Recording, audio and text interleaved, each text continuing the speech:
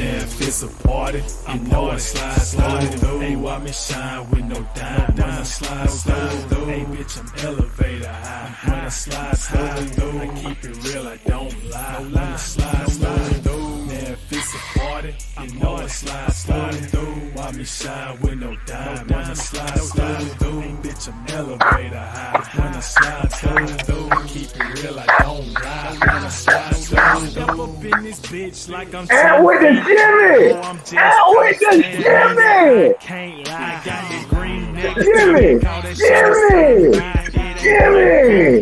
and with the Jimmy. That beat go hard, man. I can't help it. It's Rex Pitt, and it's your boy himself in the point guard position this evening with you. Smiley, aka Denzel, aka long hair, slightly long hair, don't care. Yes. Blackberry is incapacitated right now. He's on the toilet. That's gonna be about another 35, 45 minutes. Yeah, get back down. Welcome. We got a very special, very glorious, exciting night prepared for you all. Red Cup shouting, Coach. I have the direction wrong. Coach to my left, Coach to my right. Big Ant. What's going on, y'all? Big Ant. In the building with the shimmies. And then we got the therapist himself. What up? Hands of glory. Help us, Juan. We here to set y'all minds straight on these facts over here. These stats and the truth, baby. Free yourself. Free yourself. All right, man. Y'all, let's do this thing. Y'all ready to do this? Do it up. Yeah. We got it. You know, we're going to hold it down for the home team. What? Denzel done went away. You don't went out on them? See, look, we're going to hold it down for the home team. Of course, we got Dirk Cutter in here trying to kick people cable off. We don't do that around here. They can't keep us down. Look, we're going to need you to go ahead and knock out Dirk Cutter so you can get your stuff right. They trying to take you out. Man. I'm talking about as soon as it's my time to do the hee-hee. I can't do the hee-hee. I can't be Magic Johnson. I can't pass the rock. I can't get an assist. Jesus Christ. As soon as I get home. This is crazy. Oh my God. This I don't believe in Illuminati anyway. All I can say is, look, it probably Marcus Mariota, MM1 trying to come back and into the framework and do some diabolical things. Y'all don't make that man mad. Don't you piss off that flying Hawaiian. They're doing Marcus Mariota. Marietta. Marcus Marietta. If that ain't a false claim, I don't know what it is. That man thinks he sounded like the coach over there at LSU from Notre Dame with the voice. Like all of a sudden he got a Louisiana voice. It's his first season. Oh, talk about what's called coach? Yeah, that dude sound like he country. Ain't nowhere from the country. Ain't nowhere near from the country. Didn't talk like that at all at Notre Dame. Y'all, family, me and my family. You don't get that's what y'all came close to winning. You came close, but no. All right, y'all. So thank God, we are here tonight. We on the results of an Atlanta Hawks win after a terrible weekend. Oh my God. Even though it was a two-game slide, but it's the way the two games ended. I mean, Monday was just sorry. But what was that? Saturday? Sorry. But before we get into the first topic, I gotta start with this. I'm sorry, Coach. Talk to me. Elaborate on this foolishness that we experienced on Saturday evening after giving up a big lead again. I'm gonna tell you when I was watching it at the end of the game when we had the opportunity, I think Trey started shooting up those shots too fast for me. Yep. I'm just saying. Yep. That's why I ain't gonna say we lost the game that way, but it had something to do with it. It didn't help. It did not help. So it didn't. Y'all notice Nate yelled at him a little bit. Y'all seen that though, right? I saw Nate do like, "What the hell are you doing?" I don't know if that's what he said, but that's what it looked like he said. Hey, they both looking at each other like, "I fucked up, you fucked up too." we gonna fuck up together. You know, it look like Trey's pressing. He's trying to win games. For some reason he think it's all on him now to win these games, which is not. He has to become a teammate again. Well, he's a teammate, but he has to share that ball, man, because they're gonna double team him. He don't need to fire no shot. Somebody's always open because he got two people coming to him every time he gets the ball in his hand. Every time. But then again, they start doing that. Why are you gonna put a 2 feet tall man over a 7 feet man trying to throw the ball in? That's the fuck up where they come in at. Because what was that? It was like they was battling each other. Who gonna fuck up the most? I'm gonna do ISO. I'm gonna have you inbound. But anyway, it was ugly. That's all I can say. It was ugly. So, Lord have mercy. But we got to win again, so that's all that matters. We beat a team that's supposed to beat us, so that's what they say. Well, that Vegas Colts had us up, point and a half for us to win last night? Was it a point and a half? Okay, they did. I think it was a point and a half. It was. Okay. I was shocked at that after, that was before they knew if Hunter was going to play or not. So I think they only had that up because it was expected for Hunter to probably play. He didn't play. But sometimes he don't need to play. He needs to sit down sometimes. Sometimes. Hey, Not all the time, but sometimes. Them threes was raining down like purple rain. I don't know now. We need as much defense on the perimeter as possible. That's true. And you got to take on this. Now, why old boy still on the bench? I'm just curious. Who? The other brother.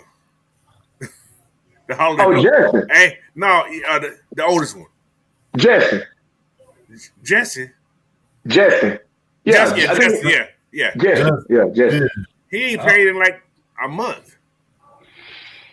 He probably on punishment.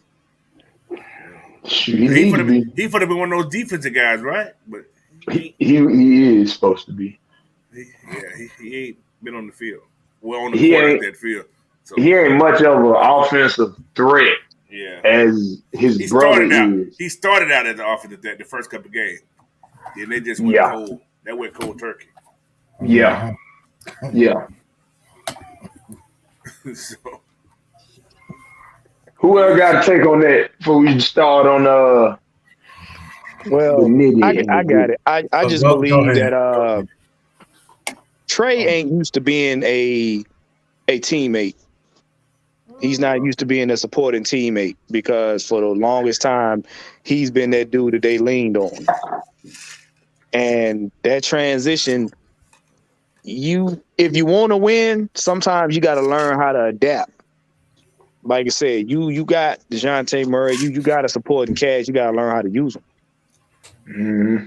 because what happens is he gets frustrated when he sees the game not going the way he thinks it should, and then he tries to take over and put it all on his shoulders. Exactly. And that disrupts the chemistry on the offense.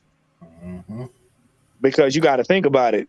Hawks is a high scoring team, but we get in the mental lapses where we get comfortable. You know, it's that almost that Atlanta thing. Like we put so many points up on you, and then we kind of relax for a minute, and then, oh shoot, they can come back. So let's play hard again. And by that time, it's either too little, too late. So yeah, that's for definite. That is definite. That defense becomes non-existent very fast. Whether they coming from a downhill during the game or uphill, it don't matter. They just sooner or later it just becomes non-existent, and you got people like Trey posting up on somebody that's a foot taller than him. I can see. Boy, looking like the little kid getting bullied by the bully in the dorm playground. Lou Dort. I don't know who Dort is, but that switch to never happened. But before we go into the first topic, what's up to everybody in the comments? Boomer the Falcon, what's up, player? RC Plane Builder, Pamela, Miss J, Pamela, Miss Johnson, Pamela Johnson. How y'all doing? What's appreciated the love? Appreciate the love. Brian, Twan. All right. Look at BP in the house. So, first topic. We kind of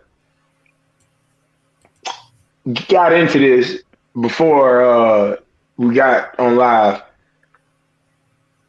The Panthers hire their head coach. I don't know why I just went blank on his name, Frank Wright. Now it was said and reported that we was waiting on their decision to, in hopes, get interview with Steve Wilks. How we feel about it? I want it. And what's up? I want him. Cause man, look, his defense and look, I don't care what anybody says about Carolina. Their defense has been tough as hell. And trust me, we know. we know better than anybody. The hard way. Bro, battle at 85. Look, if we not gonna get Fangio or Brian Flores, that's my guy. All right, what you think, man? Steve Wilks, Flores, old man Baggio. I am not doing good with names tonight. I was about to say Vallejo, but man, I was leaning on Fangio, but like Ant said, that coach had their defense in top order.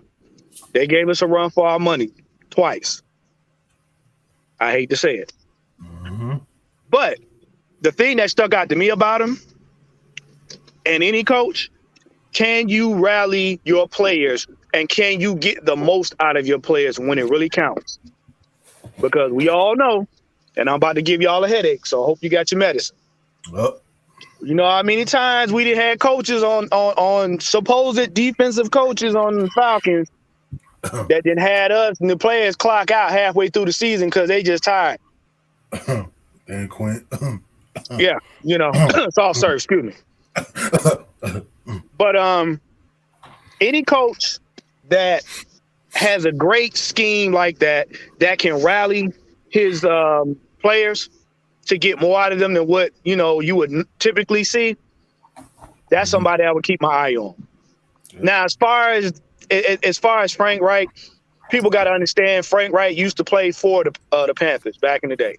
Sure did. And then he did what he did. Now he's coaching. I mean, I don't know. I mean, because I don't know how that's going to translate.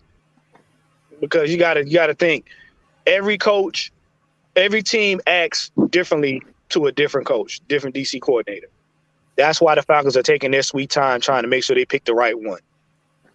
Because what you got to understand is you can disrupt a program. You can disrupt how they play based on just putting another coach in. Easily. Just like that. You can have a top 5 defense and put the wrong in the bottom of the list just that quick. So yeah, it's a wait and see. But I mean, hey, if it gives us a great defensive coordinator, I'm all for it. Yep. Coach. Yep. So, my take, Steve Wilks, yes, but is Al Holcomb coming with him? He's the guy who's actually running the defense when he took over. Because people don't realize Steve Wilks wasn't a DC. He was the DB coach. He wasn't a DC, actually. But yeah. Oh. Yeah, he was. He came. Wow. He came in. He wasn't a DC. They fired the DC. Wink. And Al Holcomb was actually running the defense in Carolina. Interesting. Wow. So all right. Steve Wilks has been a DC before, though. It's just he wasn't running their defense. He wasn't running Carolina's defense. Right. And they got better when Al Holcomb took over. So you mean to tell me he was DC in name only? Who was? Steve Wilks? No, yeah. Steve Wilks. No, he wasn't a DC. He was actually just a defensive back coach. He was brought in as a defensive back coach. He wasn't a DC. The DC got fired. Y'all got to realize the DC got fired when they fired Matt Rule. And then they put Al Holcomb in charge of the defense when they gave Steve Wilks the head coach. Oh, okay. So, but anyway, Steve Wilks did good everywhere he's been. He's done good on defense. So that's not the problem right there. So Alex did say we requested an interview with Al Holcomb first. Yeah. Yes. So, okay, if we can't get both, because it's gonna be pretty sure it's gonna be hard to get both. Now, if you bring both of them down here to work together, that's what they did in Carolina just then. So it can happen. It could happen. It could happen if he was willing to come. But the thing is, what role type? Because Okay, this is what you can do. All right, you can use Al. You can use Al Holcomb as your run defense coordinator, right? Mm-hmm. You can use Steve as your passing game defense coordinator. Oh, nice. That's a nice breakdown. Nice. Very good nice. Breakdown right there. Good breakdown right there, Coach. That's what can happen. So, but who knows what the Falcons will do? They will have somebody in place by. I'm going to give you guys a time frame. My time frame. Please do, because I was hoping today was going to rain fire after Carolina made their announcement. I'm like, all right, now we got to see this. One you got to think about this now. They have interviewed 3 people so far, right? Mm-hmm. Yeah. All right. Yeah. Those 3 people they have interviewed are still waiting on what? Head coaches' positions. Right. Bingo. All right. So once, like I said, Carolina started what's called. They was waiting to interview Steve Wilks. So They go get the interview with Steve Wilks also. I think well, Al Holcomb already interviewed, I think, if he hasn't already. But once the other pieces fall down with Denver, who else got what's the other team up there? Chargers. Chargers. Indianapolis. Once these things fall, these guys who've been there interviewed already, they're gonna make their decision. So I'm looking at by the end of this championship games that's gonna happen Sunday, you have these coaches in place. Yeah, you got to because next is it next weekend? The game, yeah. The East West. They gotta have somebody in place by Thursday. Yeah, and have a deep coordinator in place by Thursday. So, and we already got coaches that's gonna be down there. That's gonna be you know, in charge, so you get a first hand look. Right. So whoever will be the D coordinator will be in place. I say by weekend's end. I think that's just personally, but they can still send coaches down there because they got coaches on the staff. But then again, those guys want to bring their own people in. You know what I'm saying? Well, can I say something? A lot of people got to understand. Atlanta right now is one of the greatest bluff teams in the NFC South. Yeah. They're gonna bluff you because, like Coach said, they're waiting to see who else makes what moves. Mm-hmm. Because if you notice, Atlanta like to do stuff to where everybody's looking to see what they're gonna do first. We never make the first move. We always wait to see who does what. So when we make our move, it's the final move. We lock it in. And it's usually the best move for us. That's a great point. They keep people guessing, man. Atlanta's one of those. Terry's a slick son of B. Yes. Look. Remember what we did what we tried to do for the to get the Saints to jump, but what we did to Cleveland to get. We didn't even approach Deshaun Watson. He approached us. He did. And we forced them to jump and throw the bag at him. Have they fired old boy from Carolina? From New Orleans yet? Allen, is he still there? The was defensive coordinator, now head coach. Yeah, he's still there. Nah, he's gonna remain more than likely as they head coach. He is, huh? Yeah, I want him to stay the head coach for now. Money talk. Right now. Money talk. Hold on, let me let y'all know. So I look at the number. He only won where he would have won 7 games. So he has 11 games in 6 years of coaching. Right? 11 games. He's only won 11 games in 6 years of coaching. Isn't he the one that never have won a game back to back in his head coaching career? I think he got one. He got 4 years of coaching. He got 4 years of coaching because he was fired real fast after the first time he tried head coaching. So he got 11 wins. He got 11 total wins in 4 years of being a head coach.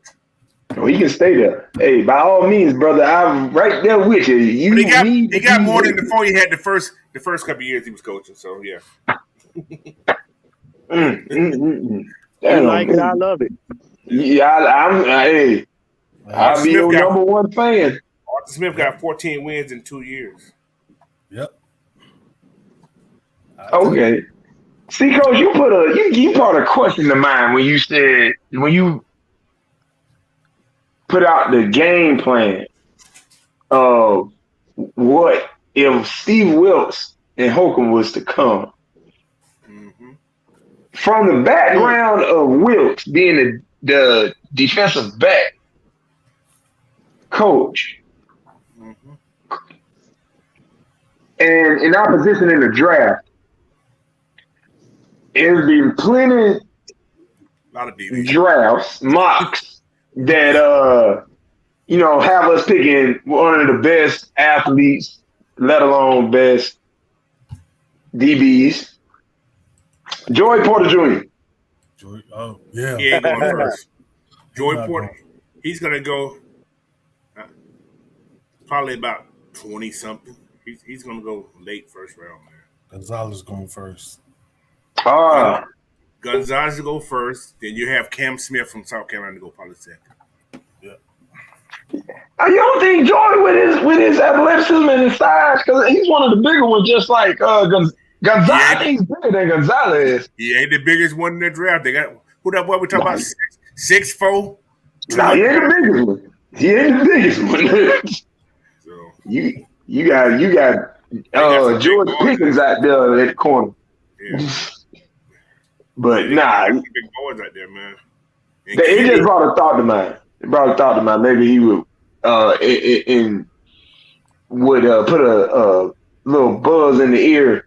Like, hey, I like that guy right there. Matching up alongside that guy over there by the name Terrell. Lockdown. I hate to say, I do mock drafts like 3-4 times a day, so because it's fun. I traded back, right? I got a thing that I did today. I traded back and got a whole bunch of people. See, I don't like to do trade. I ain't gonna jump into it just yet. I ain't gonna jump into mine just yet. But while we on the subject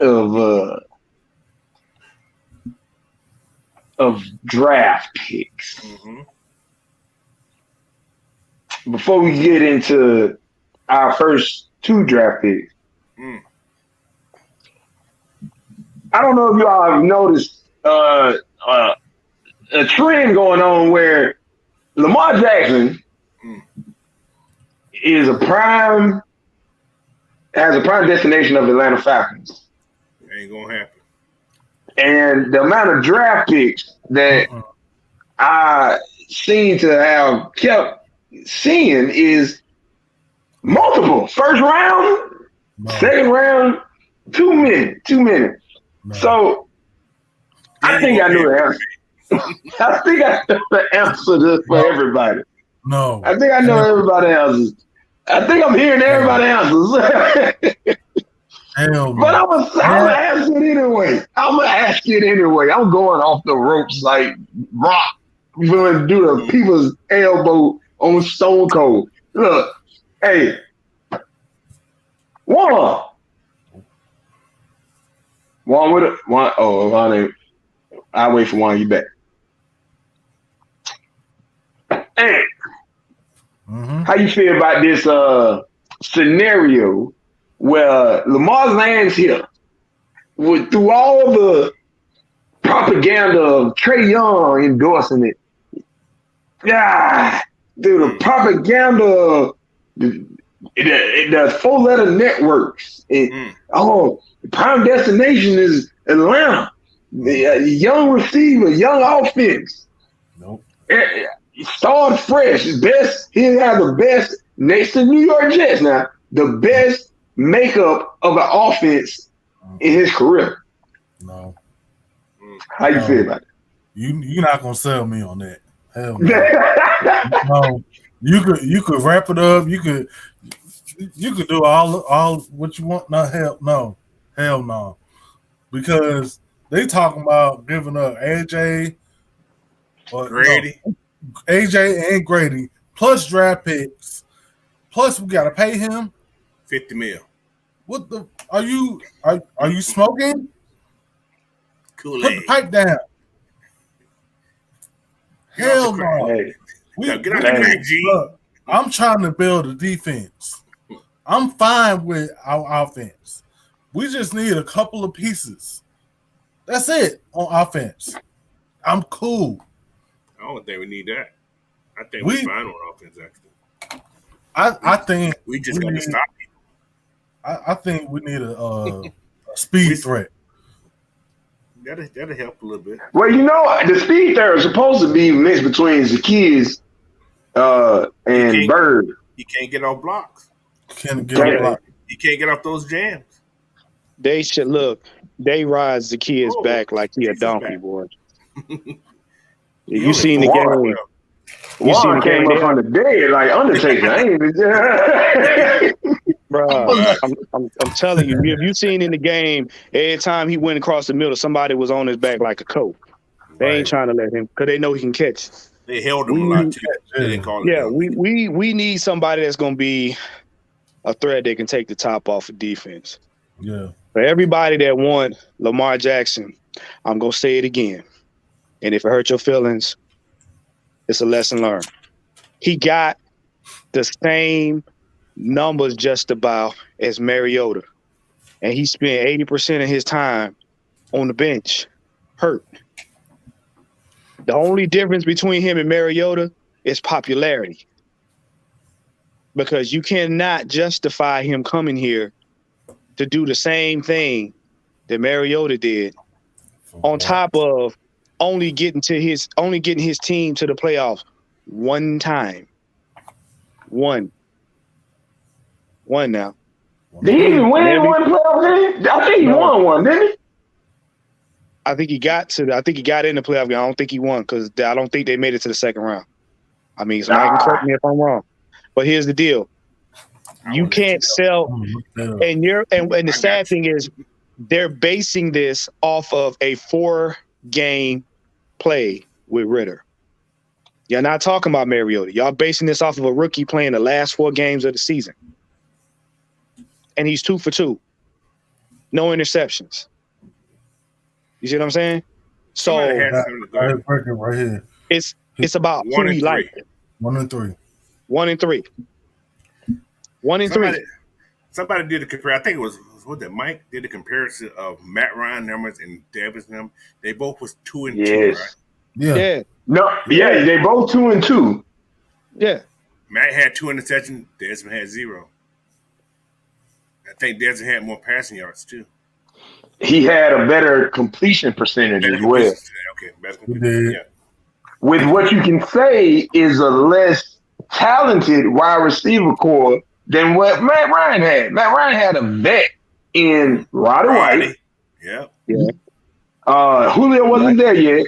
Michael Turner. Sounds familiar, don't it? Yeah. Was Harry there? But see, this is what people. I think Harry was Harry Douglas. Yeah, Harry was there because they got drafted the same year. Yeah. But we also had a defense too. This is the thing we keep trying to tell people. Matt Ryan came into the league into a team that was already set. It was already set. They already had veterans. They already had chemistry. They already had experience.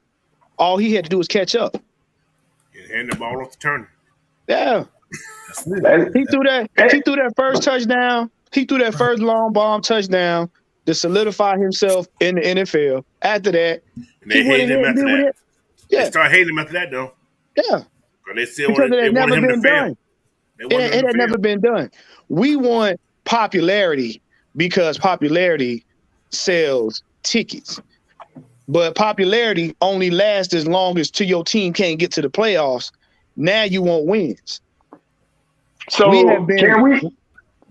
Go ahead. My fault to interrupt you. Genius there. But would you say that because I with the involving that Deshaun Watson deal, would you say that was mostly Arthur Blank meddling for that popularity, knowing that he had a relationship in the past with him, probably still had the relationship, probably still got the relationship with Deshaun Watson. So that being a money grab for seats in butts and seats, knowing that we're going to be fucked for years to come on the cap if we bring him here, and we just move some pieces around as we go till we get up the float.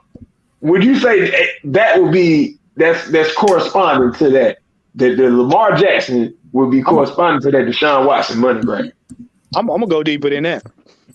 What people don't realize is we weren't really trying to get him, and here's why. No. Arthur knows good and well the money we got. He knows the money we were going to get. Hell, it's his money. What we didn't want was him in the NFC South. That's what we didn't want because nobody knew how he was going to play. So what I would do is, the easiest thing for me to do is, if I want to call your bluff, put the story out there that me and him have camaraderie. Me and him came up this, that, and the other. because now it makes it look like we're a sure shot to get him despite what all we got going on. And all I'm going to do is drive the price up on the young man.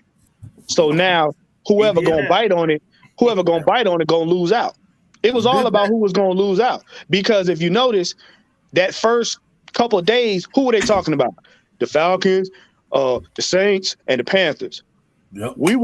Us three right there, that we were neck and neck until they found out what was being offered. And then the other two teams dropped off. That's too rich for my blood. And it was like, oh well, the Falcons probably do such and such. No, it was done to drive the price up. Because as we found out, they called us. We didn't request them. We didn't have no intentions of getting them. None. Because remember, Arthur had already been through that already. You got to think, Arthur had already been through that already. When he got the team, what happened? We was in turmoil. When he got the team, we was in turmoil. So why would you go back to that if you telling people that you want to win? Wouldn't make no sense. And then on top of that, you got to add the scrutiny this young man was under. We already under scrutiny normally. You add that wouldn't have translated well into the locker room. Arthur Blank and the Falcons have made it a point.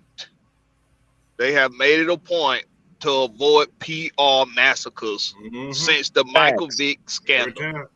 They made it a point to avoid those PR scandals. When these are just talking points when Deshaun Watson's names come up to the Falcons.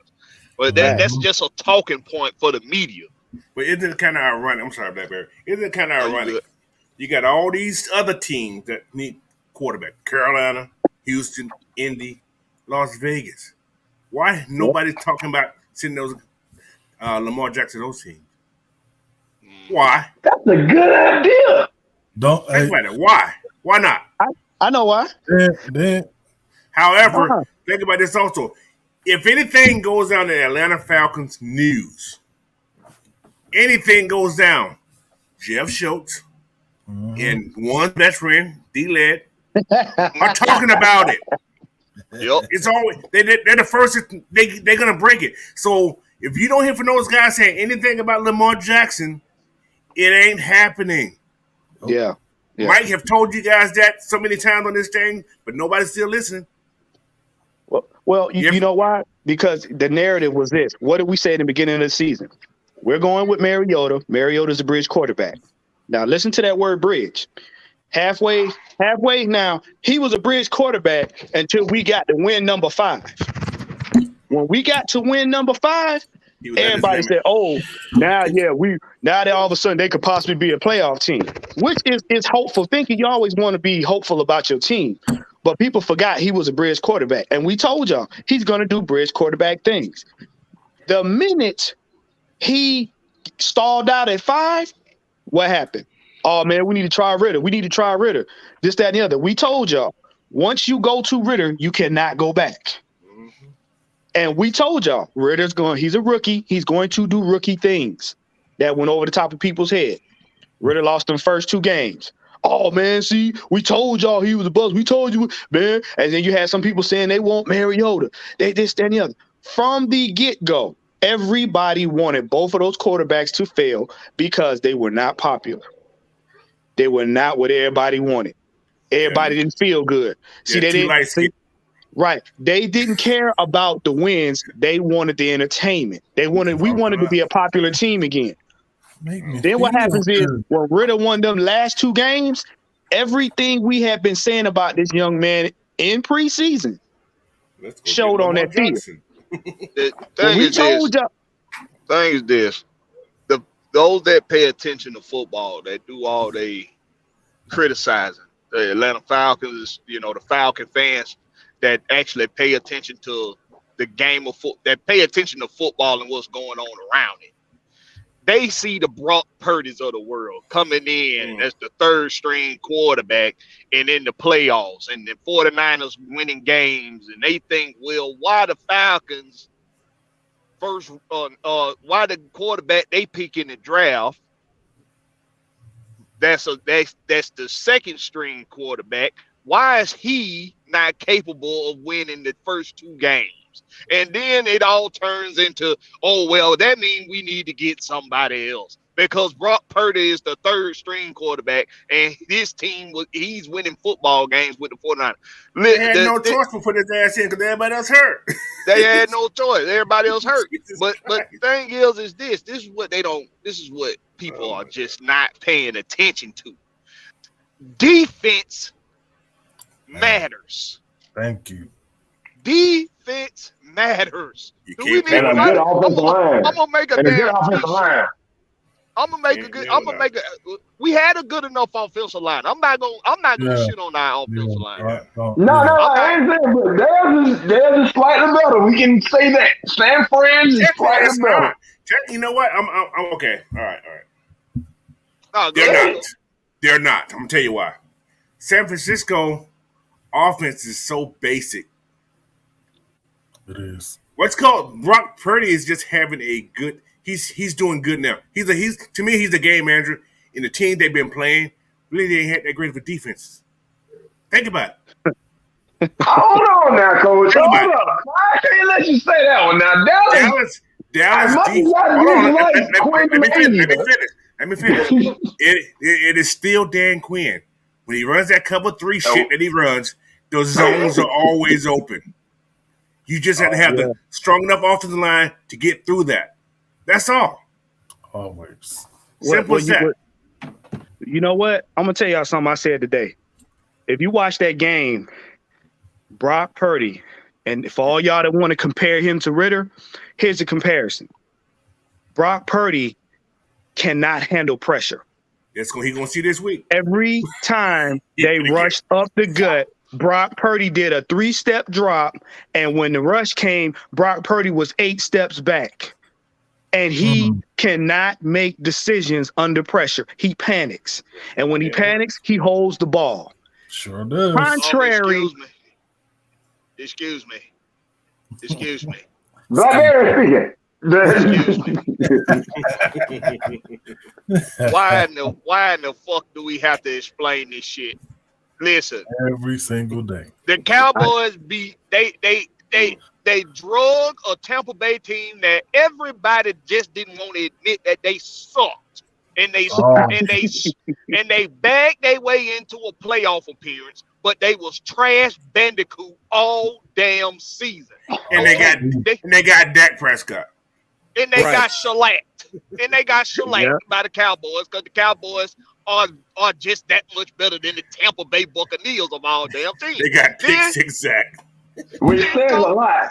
Then here comes the divisional round where they actually got to play a comparable defense. They got to play somebody that got an actual running game. We know Tampa Bay can't run the ball for shit, and they can't stop a nosebleed. So when you come across a team that can run for shit and can stop a nosebleed, the Dallas Cowboys did what we all knew they was going to do. It didn't matter who the fuck they was playing in that divisional round. Right. It didn't matter. Yeah. The Cowboys threw that game away. Dak Prescott literally threw the game away. I was just about to say we might want to restate that. Dak literally threw twice. The Cowboys too, because what Ezekiel Elliott averaging 2.6 yards a damn carry? Who that reminds you of? Wait. Who that reminds you of? Who was that? Thunder Thighs that was on Atlanta. Tiptoe Burglar. Oh, you talking about Slewfoot? You talking about Slewfoot? Blackberry. But you make a very valid point. It's been the other kid who got hurt.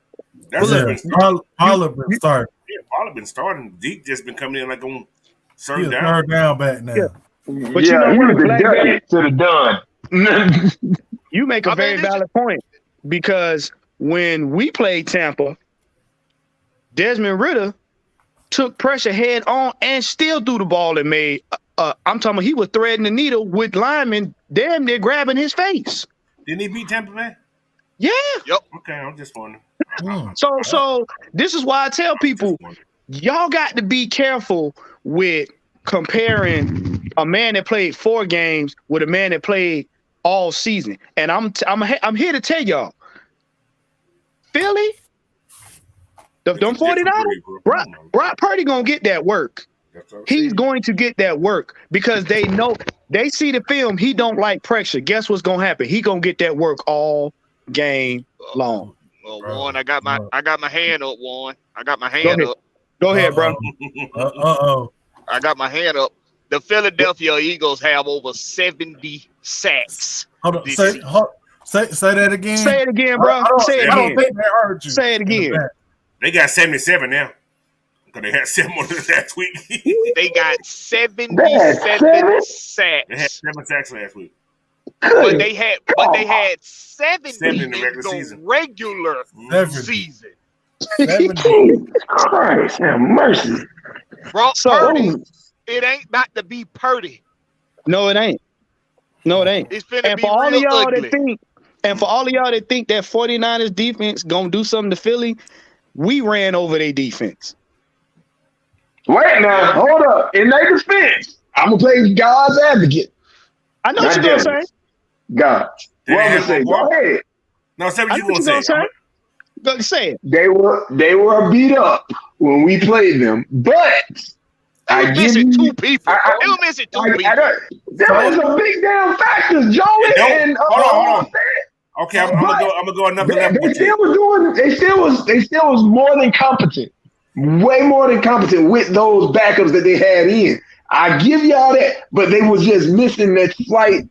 They wasn't at their full health at the beginning. Hold on, y'all. Let me ask you this, Denzel. Who got better depth, the 49ers or the Falcons? They do. Are you? I mean, I just said that basically. They got better depth, right? We were competent. They were more than competent with their second depth. But Denzel, the thing about what you're saying here, though, the guys who that was missing, those are pass rushers. Those ain't run stoppers. Right. I'm just saying. Exactly. Yeah. See, because remember, those are pass rushers. Those weren't run stoppers. They were still got the edge ran though. We still had Caleb. We still had Caleb Huntley. We still had Caleb Huntley, who punished Cleveland. We still had Tyler Algier. God. He was getting his feet up under him, and we still,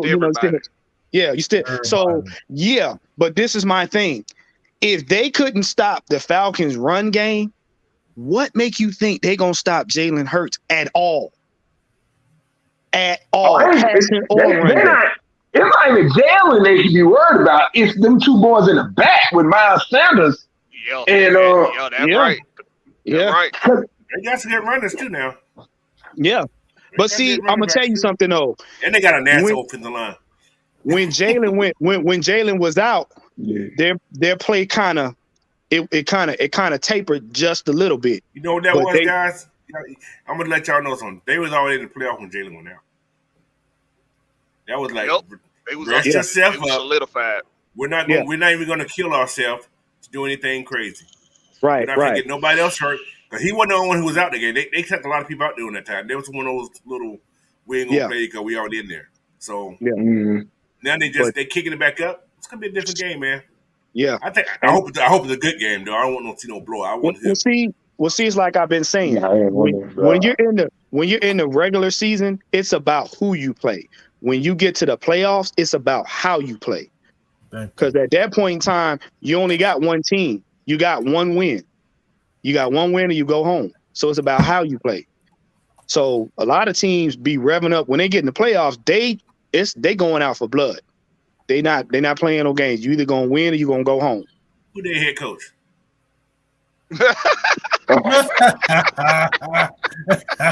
I digress. Hey, one thing about it, that boy used to going home. I'm just saying. He used to going home. Hello, Kyle. Hey. Hello, Kyle. First down. Throw the ball. We got 25 seconds. Throw the ball. Mr. Shanahan. I'm gonna find this playbook tomorrow. hey, you can find it. You can find that Amada bus stop somewhere near you. The way they talking is probably in the Falcons locker room. Shoot, the nearest homeless person getting 5 points got that going thing under the bridge. That's what burnt that bridge down that time. He had his playbook burnt that shit down. he was burning Kyle Shanahan. Yeah, playbook. That shit's hot.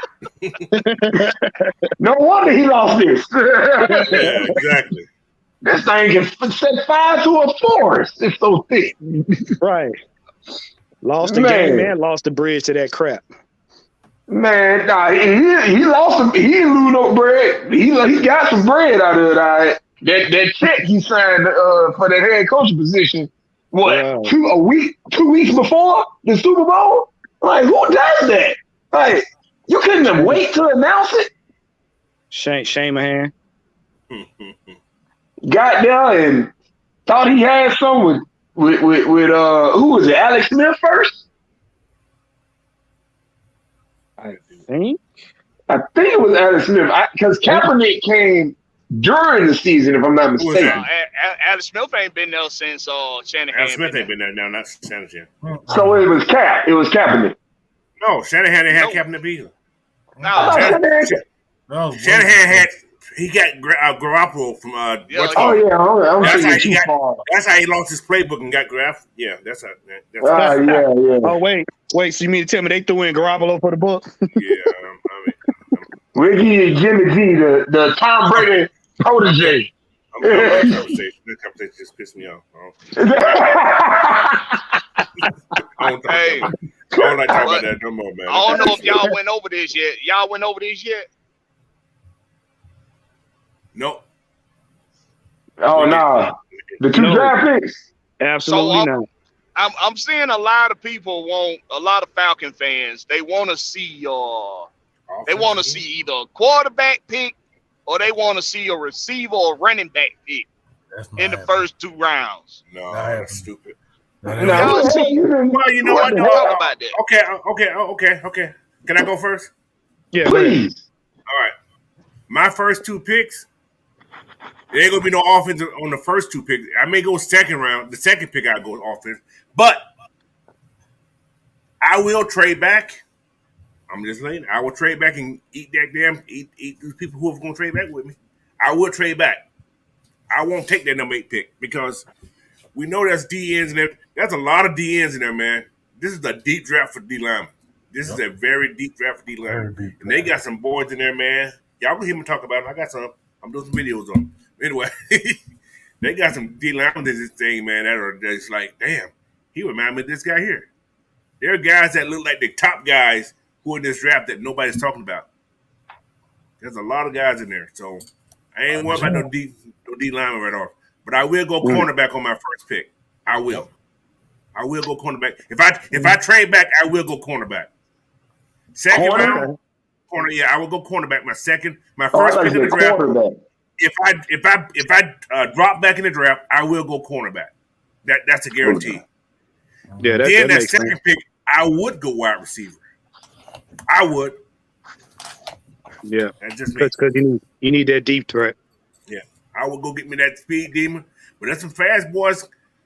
That's out of Hampton, man. Y'all check this one kid name. His name is Jadakiss Buns. Check him out, man. Wait, his first name is Jadakiss? Jadakiss. Oh, bro. You got Jadakis. I wanted to draft him just because it's his name. Right. Kid came out of Hampton. Jadakiss one of my favorite childhood rappers, man.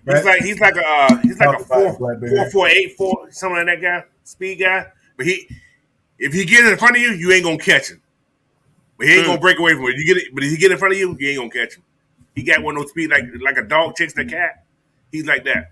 You ain't gonna catch him. He learned how to shake you. That's all. Yeah. I gotta do learn how to shake somebody. He's like 6'4", 200, I think he is. So yeah. So he's gliding down the field. And he got great hands, man. He got great hands, yeah. He's 6'4" with that kind of speed? Yeah, he's like 4.48, I think what it is. Oh, he a gazelle. He gliding down the field. He look like he ain't even running. And he got great. Hey, he got big hair like Dre. You know who he remind me of a little bit though? CeeDee Lamb. That's who he reminds me of when I see him play. I'm fine with anybody that's like CeeDee Lamb. Yeah, a little faster, I think. Yeah. He plays at Hampton, so yeah. CeeDee Lamb he's a good. You know him and your boy who got locked up. and from Las Vegas. Alabama kid. Yeah, they were good route runners in Alabama. Coming out of Alabama, they were good route runners, and he was more of a better route runner, I think, than Henry Ruggs.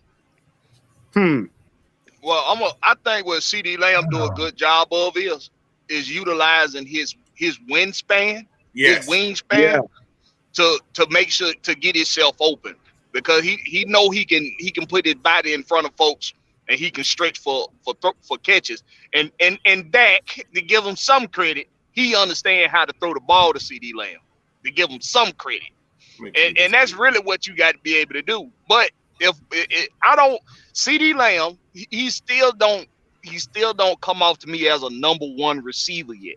Right now, he just look like a possession receiver.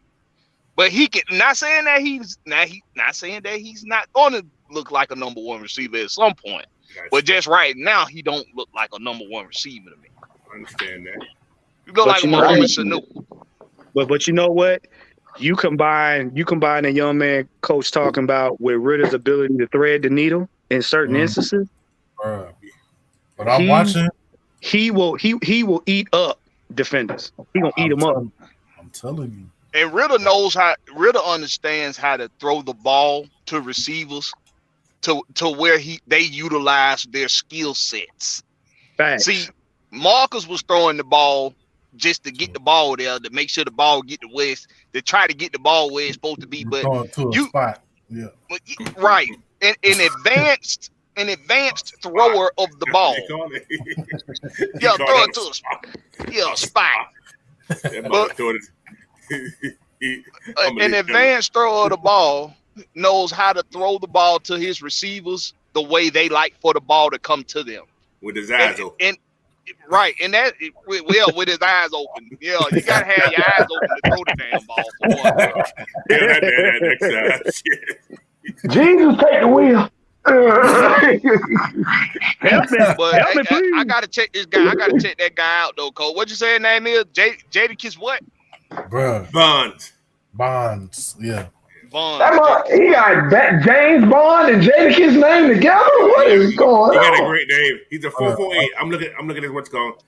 They say his hand size. What did they say his hand size? I don't know what they say his hand size, but yeah. He got already two great names. He might got the hands of God. They do a rating on his route running, on his short receiving skills. He's at the 72%. His immediate routes is at 80%, but his deep threats 83%. See, and that's what now. Picture that. Picture Ritter first play of the game. Oh, I'm just gonna throw it downfield just because I can. Jadakiss, go get it. What he projected to go, Coach? They saying the undrafted though, but I look at people different ways. But depending on what he does in the West Coast, man, he got the short and I think he's in the pro, but he's in the East West Shrine game.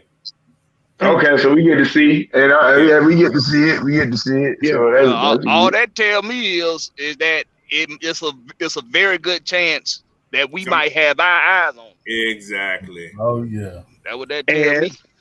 And like I said, the ace up the sleeve. Because remember, Tyler Algier, like I said, we were talking about Tyler Algier and the rest of these guys like that the last season.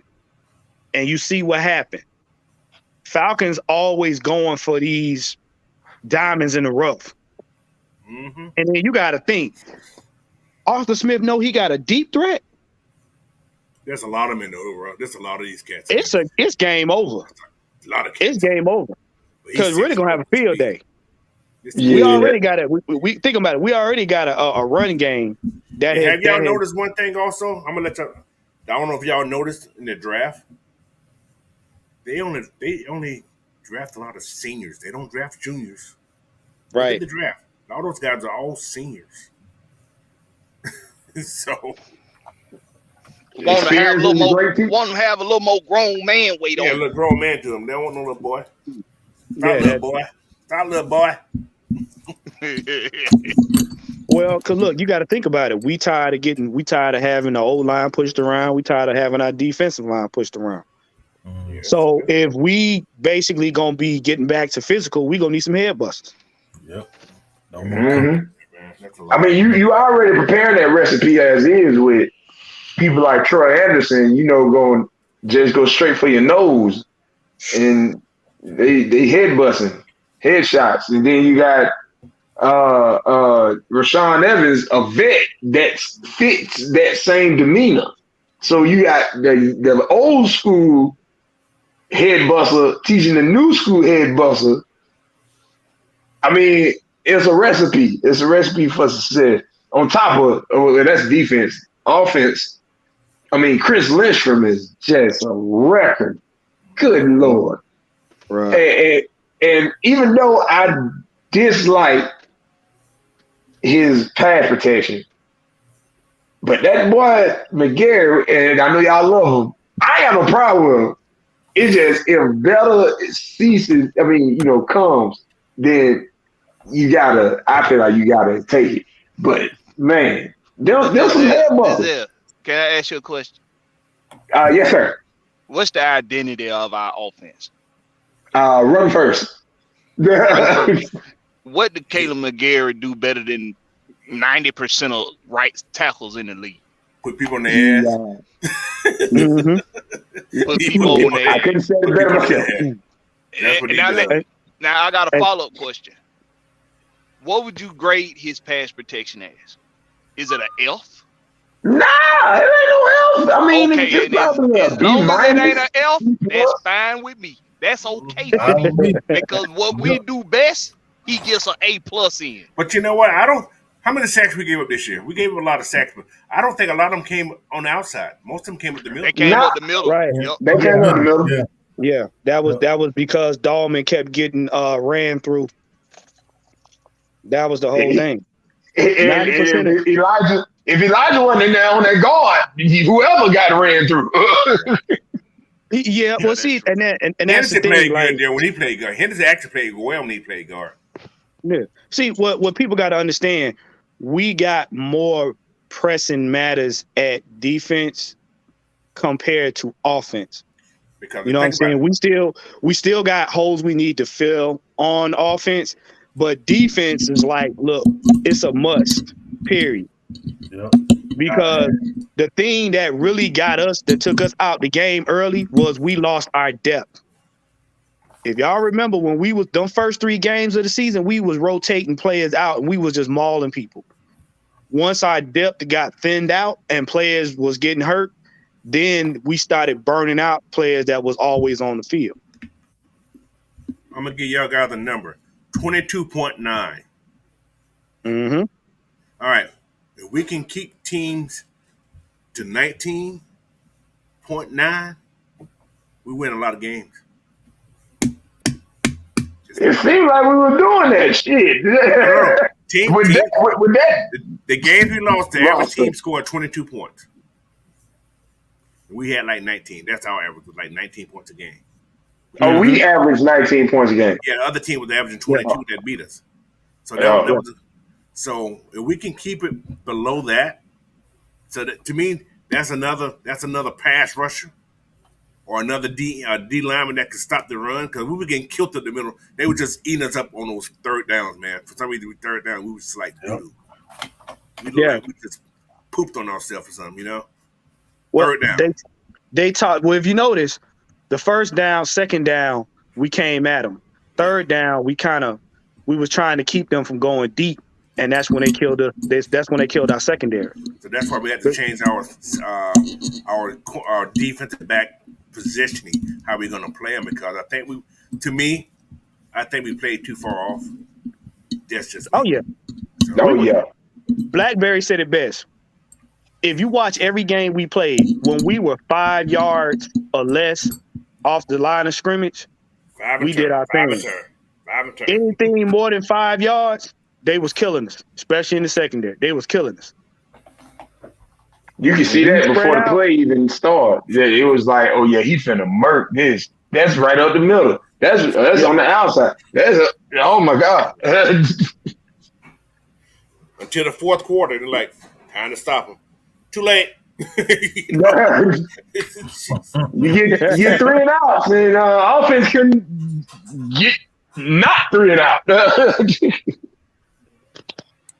But overall, man, people, I don't know what people think. This team actually played real good football. We was more competitive we've been in 4 or 5 years. Facts. We was in every game except 2. Yep. Every game we had a chance to win every game except 2.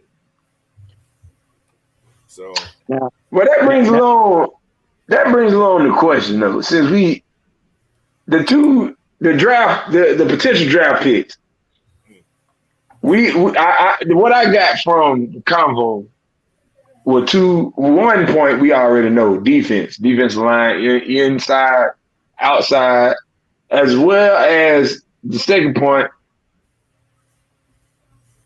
If majority of our sacks came from up the middle, we ain't gonna include left guard because I'm gonna say we're gonna get left guard fixed. Yeah, we fine there. Yeah, we gonna get that fixed and bring on some more competition, maybe even late in the draft, but not too early in the draft. Yeah, depending on. They're already here though. I don't think they are. I think we're gonna need one more. For just to bring on competition. Cause I like Justin Schaefer. I love Justin Schaefer. I like Elijah Wilkins because he old school, but injury prone may be a problem. After him, it'll be a battle between Hennessy, like you said, Coach, and Justin Schaefer, pretty much. Yeah. But next to guard, center. Do you think we gonna get somebody in the draft in center? There's some good ones out there. There are some good ones out there. I ain't gonna lie about that. That would depend on who's in free agency first. If there's somebody in free agency. Because if you think about it, I believe the biggest our biggest picks will probably be in the draft. That's just in my opinion.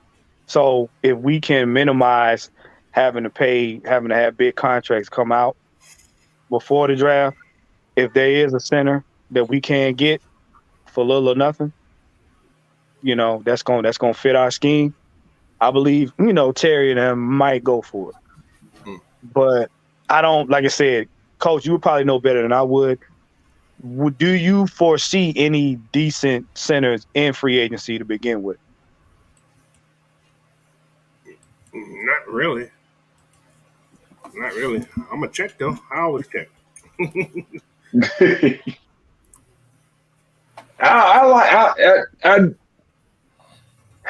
I'm gonna say it's gonna be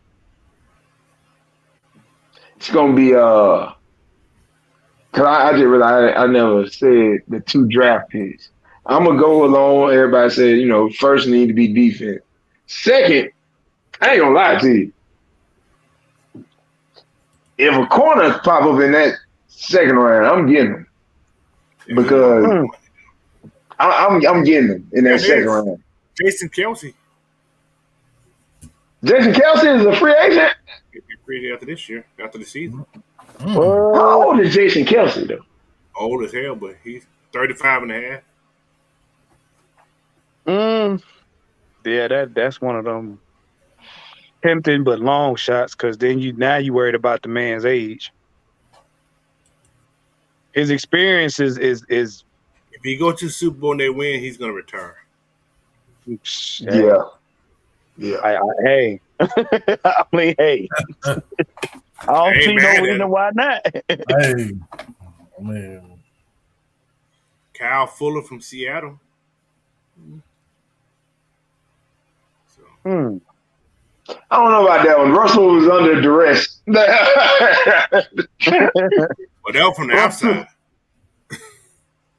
Shit, it look like all sides. I ain't gonna lie to you. I'm looking at the young guys right now. You got Garrett Bradbury from Minnesota. So that's I heard of him. Let me see what his market value is, though. That's what I'd be doing. Hold up, isn't Lindstrom's brother coming out? Lindstrom's brother came out last year. Oh, he came out last year. Okay. Now, question. His market value is $11.9 million. Don't want him. No. Now, question. Would it be better to get a center of quality in the later rounds? once we start solidifying other things. That's a lot of good centers in there, man. That's a lot of good centers in this draft. That's a lot of you got the kid from Arkansas. What his name is? Starberry or something. He got a weird name. Ricky Stromberg. I know. I heard of him. I heard of him. And the reason I say anybody from the Arkansas as a lineman in general, because of Sam Pittman. Man. Sam Pittman is one of the best college lineman teachers of all time. He's the head coach there, but yeah. So that's you want a mauler? Yeah, he's going to do some work with him. And his snap's pretty good too. So you ain't gonna roll the ball to him. You can get Ohio State Center coming out, eh? Yeah, he's gonna go early though, probably. Yeah. He's gonna go early. But would you mind getting a center in that second? You can get one in the third, fourth round, man. Yeah, I don't want to go that high. I don't think so you saying pretty much start off with the defense, second round, if possible, cornerback, and then later down the road get a center. That's what I would do. But I'm gonna tell you what I'd be doing if I were Terry Fontenot and if I were Rich McKay and I was this team. Period. I'm gonna tell you what I'd be doing. I'd be figuring out how to get now whoever I get in that first round. If Miles lands on us, if Breezy land on us, if Carter land on us, whoever, I get them guys. Just get them. I get them guys. But what I'm doing after that gonna mean a lot. Because what I'm trying to do after that, I'm figuring out a way to get Kansas and Jack Campbell at the same damn time. Okay, I'm trying to figure out how to get both of them dudes. Okay, Blackberry, let me ask you a question. All right, this Falcons team is going to be coaching 2 different bowl games, right? Right. All right. Mm-hmm. Just imagine the talent they're going to see that they could probably pick up in the later round. I see what you did there, Coach. Think about that. Why spend? Now, think about this. Why not trade back? Yep. All right. Pick up more draft picks. Mm-hmm. And pick those guys you want in those rounds there that you have seen, that you have worked with, and you have talked to, who can do the same thing those other guys who just don't have the big name. Yep, there we go. I'm all for True it. enough. Hey, sound like a plan to me. That's just check it down for us. Talk, man. So, but I'm all for it. Because then you take care of 3 issues. You take care of depth. Yeah. You take care of talent. And now you give Arthur Smith and whoever's going to be the DC, you get them flexibility to do what they want to do. Think about this. I'm going to mention a couple names. Troy Anderson, Tyler Algier. Diamonds in the rough. Diamonds in the rough. There we go. Basically. So, this team can find talent. if I'm being a buck about it, mm-hmm. I ain't concerned, not even the slightest on offense in this draft. Exactly. Not even a little bit. I don't care if we go every round and pick defense. I don't. If that's what we do, I have no problem with it whatsoever. And the reason being is not only is because our running game is so dynamic, not only because of that, but because if we just be honest, y'all. Offensive guys come a dime a damn dozen every single draft. If we're not trying to go all in on this one draft. We actually looking forward to the next draft after that too. That's why we're I can get me a second round next year. Exactly. So why I'm not concerned. You know what? Something Mike said about a couple weeks ago. I'm tired. He said he tired of not having no damn defense. Right. I've been sick and tired of being sick and tired for a very long time. For a very long time. I'm tired of being sick and tired. I need a defense, man. I need a defense. Everybody want to look at the Brock Purdy situation over with the 49ers. But what they don't recognize is that they have a damn defense. And the 49ers consistently, persistently, season after season, have a damn defense. That's why they are always in the mix come playoff time. They have a defense. And they make sure they can run the damn ball. That is I'm telling y'all, when you're baking a cake, you got to have flour and egg. Without flour and egg, you can't bake no damn cake. The defense is the flour, and the damn running game is the damn egg. That's what I need. Mike says Mike said some of his video. He said some of his video today. He did videos. I know. He said, "Why do y'all think Tom Brady went to a team that had a good defense?" Because they save his behind. Exactly. You don't have to have the greatest offense to win games. You just gotta have a defense that can stop everybody else, and you just control the game. But to your point, Coach, if we go back and look at our season, 1 or 2 stops in either game, we're in the playoffs. Per game.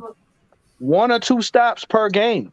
We beat Carolina the first time, and we beat Carolina twice, and we beat New Orleans once. Twice. Yeah. We had to beat Carolina twice and beat New Orleans once. We're in the playoff. Yeah. We actually wait. We can all go.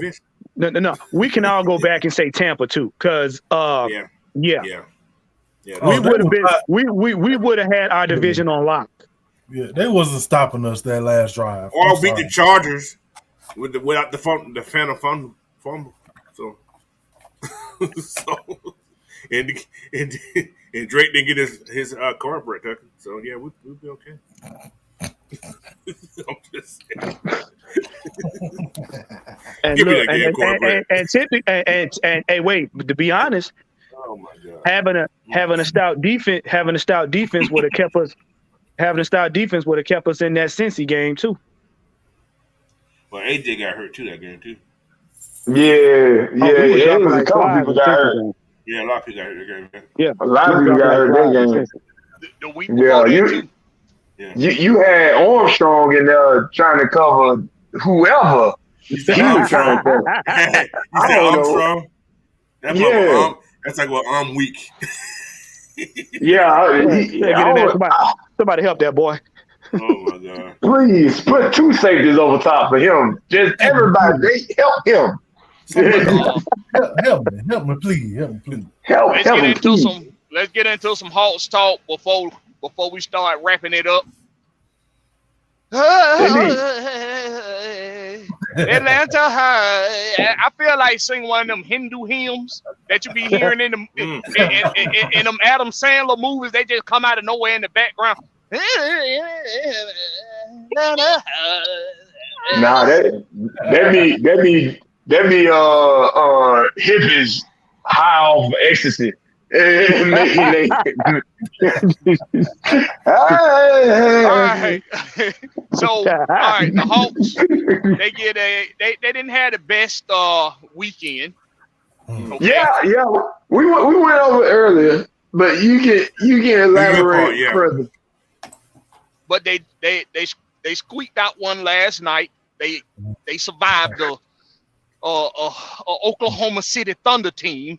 Mm-hmm. Let me tell y'all something and I'm happy for the win. I'm always happy for a win. I never say I don't like a win. Any win is a good win, okay? But I'm gonna tell y'all something that I see trending with the Hawks all season long. And people can try to, bring up all these stats and say, well, the Hawks don't do this well, the Hawks don't do that well. Okay, that's fine. All right. What they don't do well, we know they don't do well. They have no problem playing 48 minutes of defense. We understand that. But something that's trending around this league with the Hawks, I don't know if it's just me that noticed it. Me and Big Ant talked about this some weeks ago. Me and Big Ant been saying this for a while. It seems like everybody gets up to play the Atlanta Hawks. I don't know what it is. Maybe it's because Trae Young. Maybe Trae Young just got that persona around the league. That's Like, exactly what it is. you know, when gonna it's beat time to his play, ass. yeah, when it's time to play Trae Young and them Hawks, we got to shut up. We got to shut down the Atlanta Hawks and Trae Young. Trae Young, we got to get him the business. I really think teams get up that morning when the Hawks are on the schedule, and and I'm just looking at the guys like that little guy is Shy for the Oklahoma City Thunder. Now he is a baller, okay? Dude is a walking. He averaged 30 points a game. That dude is a walking bucket. That dude is a future star. He is a future star in this league. But I believe they get up that morning, they kiss their wife, tell their kids, all right, daddy going to work. I got Trae Young on the schedule today. Do not call my phone. Do not FaceTime. Do not text. I'm in the zone for Trae Young today. Don't nobody call. If it's an emergency, call your grandmama. Call your granddaddy. Don't call me. They probably don't even stay at home that night before the game. Nah, but you know what, Blackberry? You know what, Blackberry? You're right. And you know why? The Hawks are suffering from premature success. And that's what it is.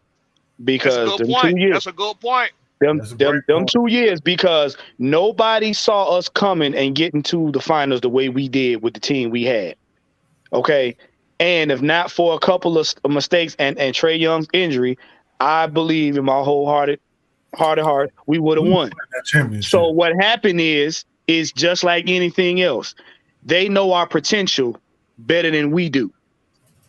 We see our potential. We see our potential.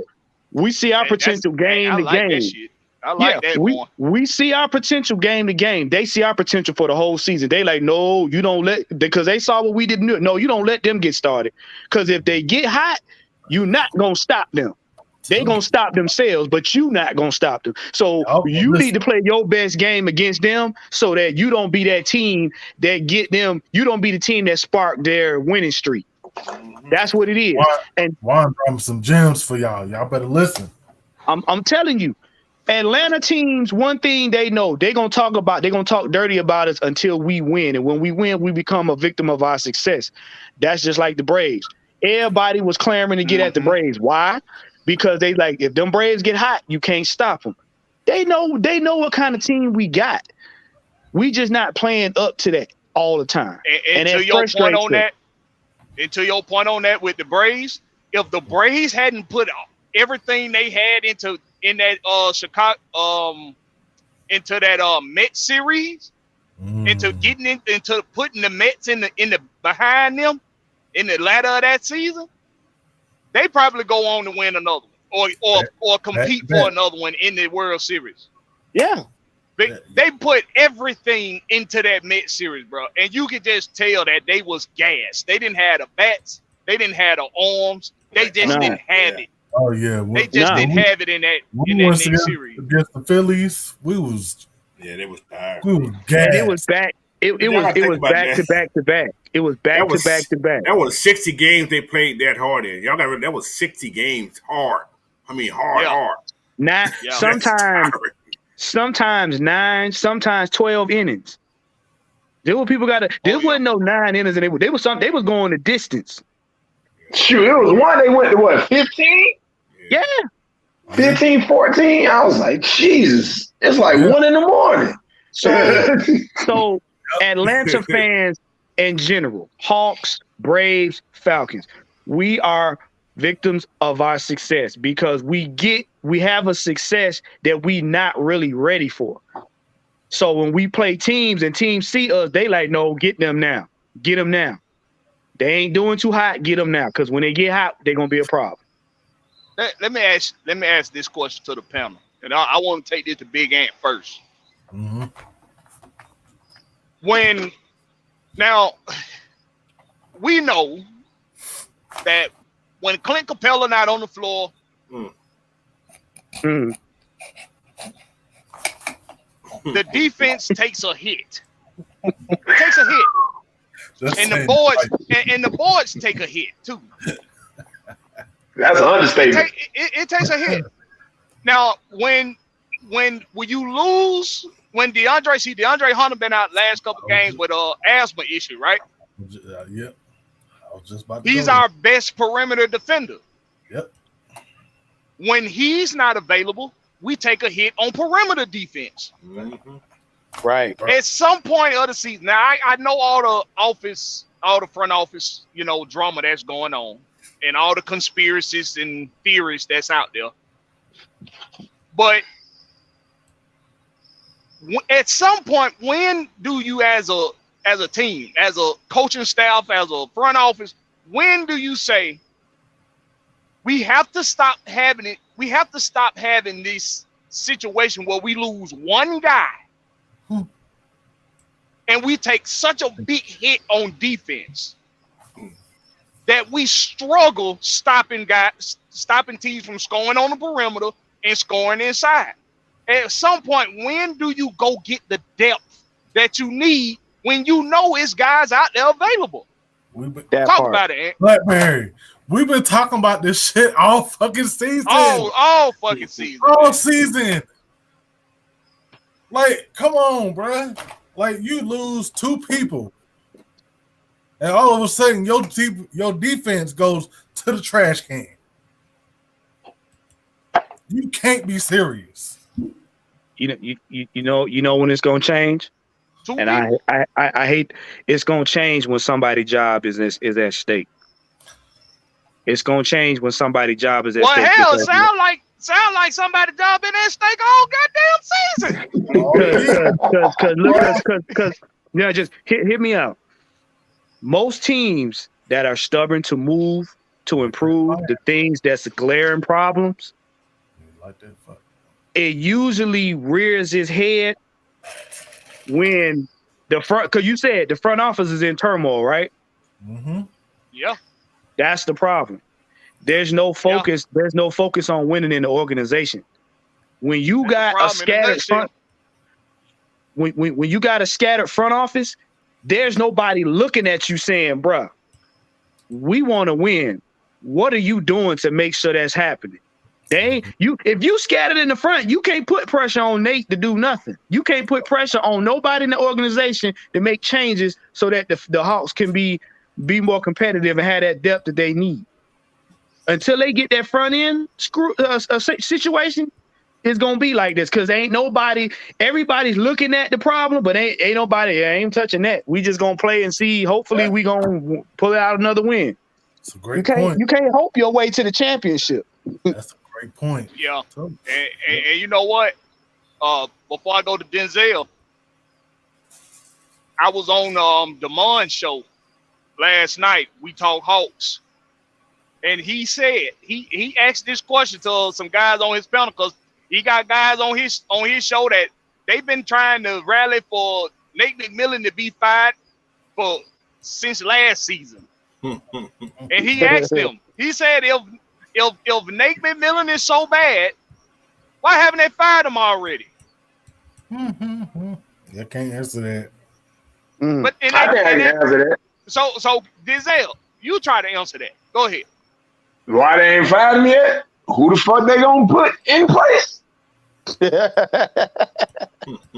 That's on staff because they gotta be on staff, and you gotta be able to trust that person that's already on staff.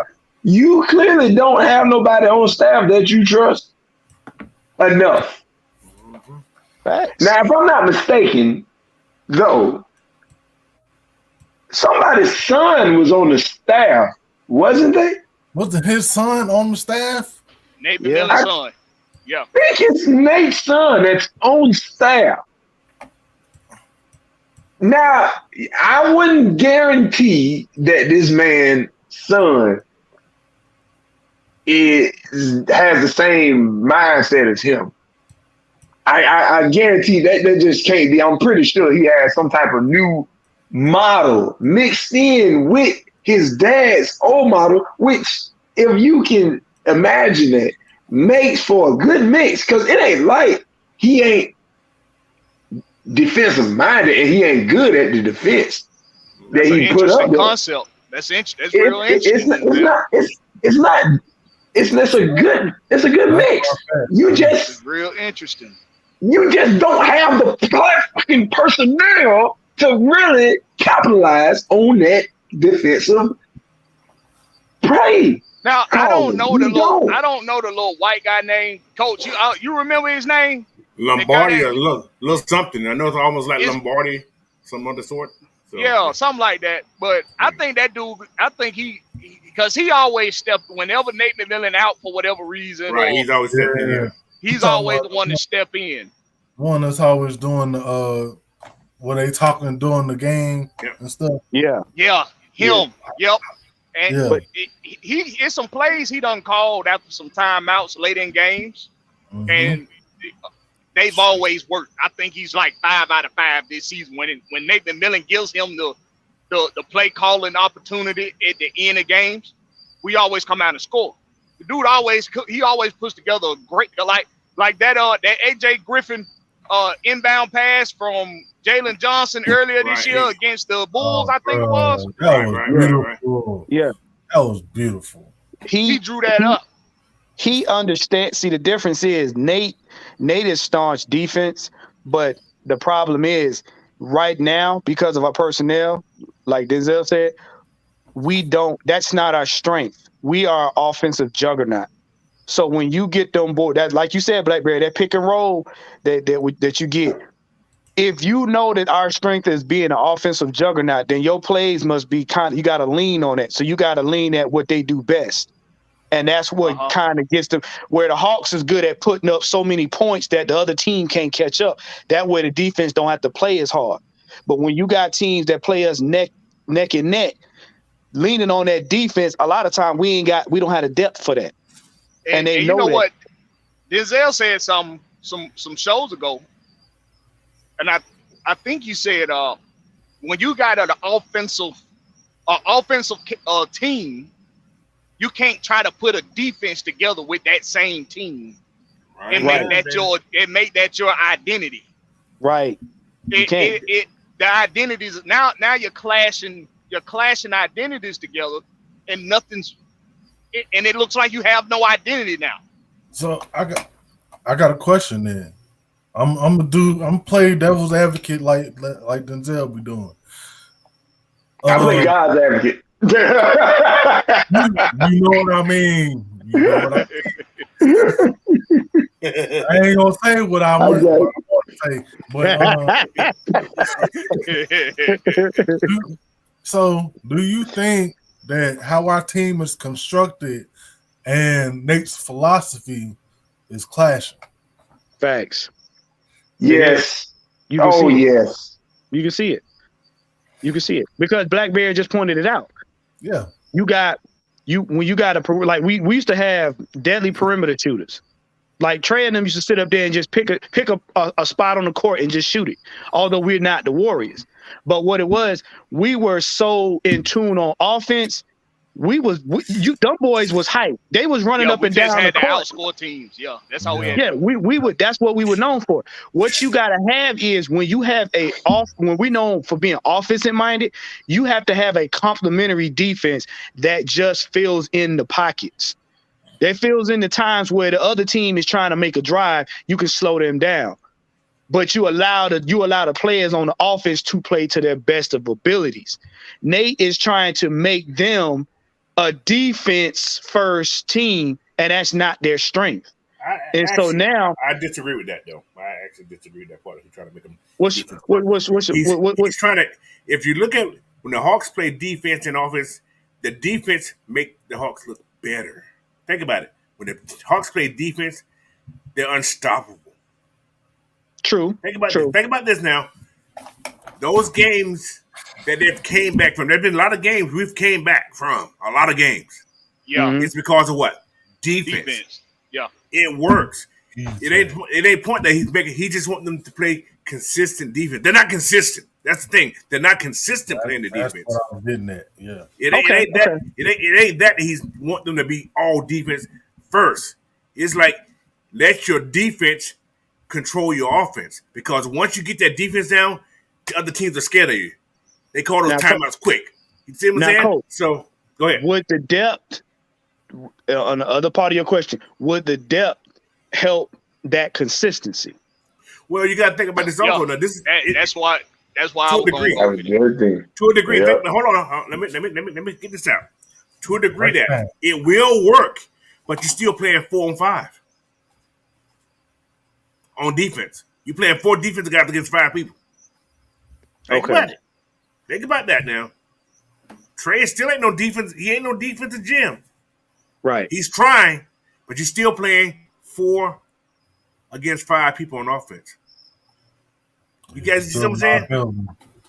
So, like I said, he's trying his best out there. He's playing better than he did. He's playing more defense than I ever seen him play ever. Yeah, he's playing better defense. But the glaring issue for me has been when it's time to start rotating guys. Right. He's late. He's but in his defense, he's gotten better at understanding how to use passing lanes, how to pick off passing lanes, and how to stay with guys around picks and screens. Yes. Okay. You can see that he understands how to make himself an asset in some area on defense. Exactly. But the glaring issue for me has been inside in the paint. Under the basket. When they switch on him. When they switching. That's right. When they switch on him. But part of that issue is when we're in that zone defense, and we're in it a lot now, more than we used to be. Looks better. When we're in that zone defense and you don't have Clint Capella on the floor, see Onyeka, he's still figuring out instincts on the defensive end. When you can rotate a guy in like Hassan Whiteside, when you can rotate Dwight Howard, anybody big, how about a guy that's currently there already, Derek Favors. Y'all know DeMarcus Cousins out there right now too. And DeMarcus Cousins. All 3 of them. Get all 3 of them. They all equal up to one person, damn it. Just get all 3. When you can rotate those guys, guys like those guys in, you're not worried about Trae Young being switched on in a zone defense anymore because those guys are going to protect the paint. That's what they're going to do. Mm-hmm. They know that this is my role here. My role is to make sure can't nobody come down here. And then the next thing and all those guys we just named are athletic enough to run the same damn offense that Clint Capella run. Mm-hmm. They are the same. They can do the same damn thing Clint Capella can do on the offensive end. And they have a better offensive game than Clint do. Exactly. Yeah. Every one of those guys we just named are better on the offensive end in the role that Clint plays.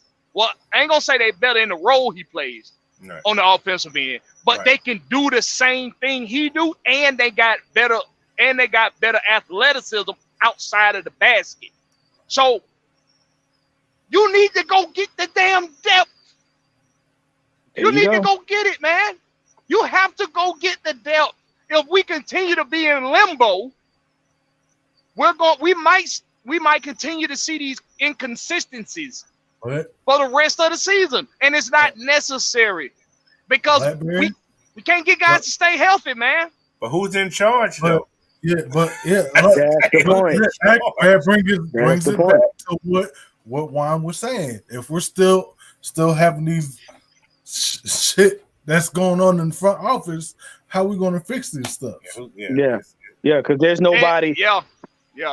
Because you got to think. Look at all your football games. You got the front office at them games looking down on the field to see who doing what, and then at times they'll look at the team. At times they look at the coaching staff, and then they got to have a talk with the coaching staff. Right? Yeah. They got to have a talk with them. Like, look, man, we said we a winning organization. What y'all doing? And then it was like, you got them owners that'd be like, well, how can we win, or what can we do that's gonna better this? But if ain't nobody up front to say that, it's like, well, we just gonna work with what we got, And you know what? That's the most irritating thing, man, is that that as a Hawks fan right now, you're just pissed because you know this front office turmoil is getting in the way of your team getting better. You got the talent. That's the part that pisses me off. We have the damn talent, but because of the shit that's going on in the front office, we can't we can't do anything about it. You got to understand the kind of team we got right now. If we build on what we supposed to build, we would be in the postseason easy every year because we got a good squad. What you don't want to do is you don't want to burn up the squad's good years, not being able to have a front office that's going to make these changes so that you can extend the squad's playing time. Because like Blackberry said, you don't want to start getting these players hurt and burn out, and then they start getting past their prime before you realize, oh, shoot, we need some players. We need some depth on defense. Or, we need some perimeters, something. You don't want to wait till they get past their prime for that. You see. We talk Hawks TV. I know who that is. Yeah. I know who that is. That's that little analyst. That's that little Atlanta analyst guy that be on We Talk. I know who that is. Well, man, we appreciate y'all tuning in. Everybody that's in right now, we appreciate y'all tuning in. Appreciate y'all tuning in. Make sure you hit that like button. Yeah, they've been advocating for firing Nate for over 2 seasons now. So, but to bring who in though? That's the thing. I hear everybody talk about fires, but who are you gonna bring in? It's all about you have to take a hole in the wind out on somebody, man. Look, let me put this across everybody's mind. Look at all the teams Nate has had, right? Every time Nate leaves a team, that team goes right in the tank. It just dies. The pace is dies. Off the Portland, Indiana, he had them riding high. Team looked good. Team was exciting to watch. Then they just die. Nate's not a bad coach. You got to give him something to work with. I'm sorry. Even a good coach. He does need another center, though. Even a good coach will fail if you don't give him the proper pieces to mold and make the team better. He got to have something to work with. I'm sorry. He got to have something to work with. You can blame the coach all day long, but if he ain't got players to make stuff happen, he can't go out there and play the positions himself. But to everybody's point, though, Juan, how do you fire the head coach and the front office is in the shits like it's in? That's what I was about to say. Yeah, you're right. You absolutely right. You can't fire the head coach until you get the front office together on one accord, because the front office is supposed to be making decisions that the head coach is supposed to be carrying out. Guys, go ahead. He the head coach. He ain't the organization himself. But how do we know they're not already doing something right now? Wait till after the All-Star break. They could be in the process or something. We don't know. We'll find out later, because last time we made moves, it was always after the All-Star break. The last 2 years, we did a little something. That's true. Denzel, let me ask you this, Denzel. Let me ask you this. You listen to 92.9 just like I do. I know you see what the hell just. Yeah, we see it. Yeah. I know you listen to it just like I do. That's cute. Are we getting any help with this situation from our local media? Nope. We're not getting any help at all from our local media to help rectify this situation. Everybody knows that the media influences the masses. That's what they do. They influence the masses on how to feel about the team. Mm-hmm. They let us all know. They let us all know who's playing bad, who's playing well, if the coaching, how the coaching looks, when they talk to coaches, when they talk to somebody with the organization.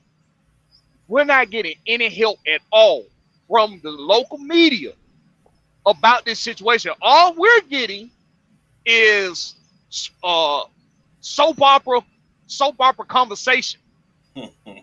That's all we're getting. Soap opera conversation. Well, because it's clickbait. It's clickbait. It's clickbait. It boils down to clickbait. And what drama sells? Yeah, dude. Winning sells, but drama sells too. Because if you ain't winning enough, you got some drama, and we gonna put that out there. Because we got to get ours, whether you want to win or not. But they want to stay out the luxury tax. That's what. That's why they got rid of Kevin Herter.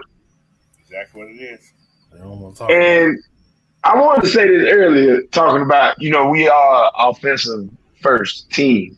We are. We gonna outshoot you, and we was able to do that when we went on the run. But you know why? Because we had shooters coming off the bench. We had the best bench, the deepest depth in the league. Gallo, Bogey, Lou Williams. I think that was a bad move. Lou Williams. Well, Lou retired.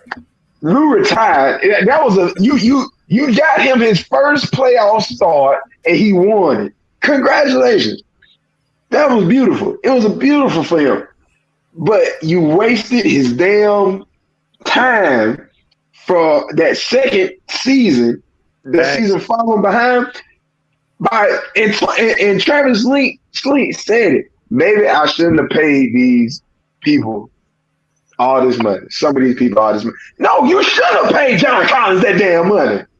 Yeah. He wasn't worth that. He damn sure ain't still worth the shit. Was cheap. Well, he was worth it.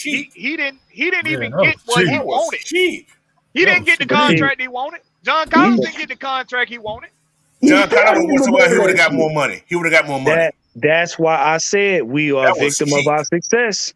We are a victim of our success. So in that from saying that he would have went somewhere and got more money, that means we would have got more off of him, from him. Yeah, that's true. We should have did that. You had Jay Crowder right there. When you knew you was getting rid of Solomon Hill, you had to replace him with somebody that fits that type of person. And Jay Crowder fit him with a bigger body. Yeah.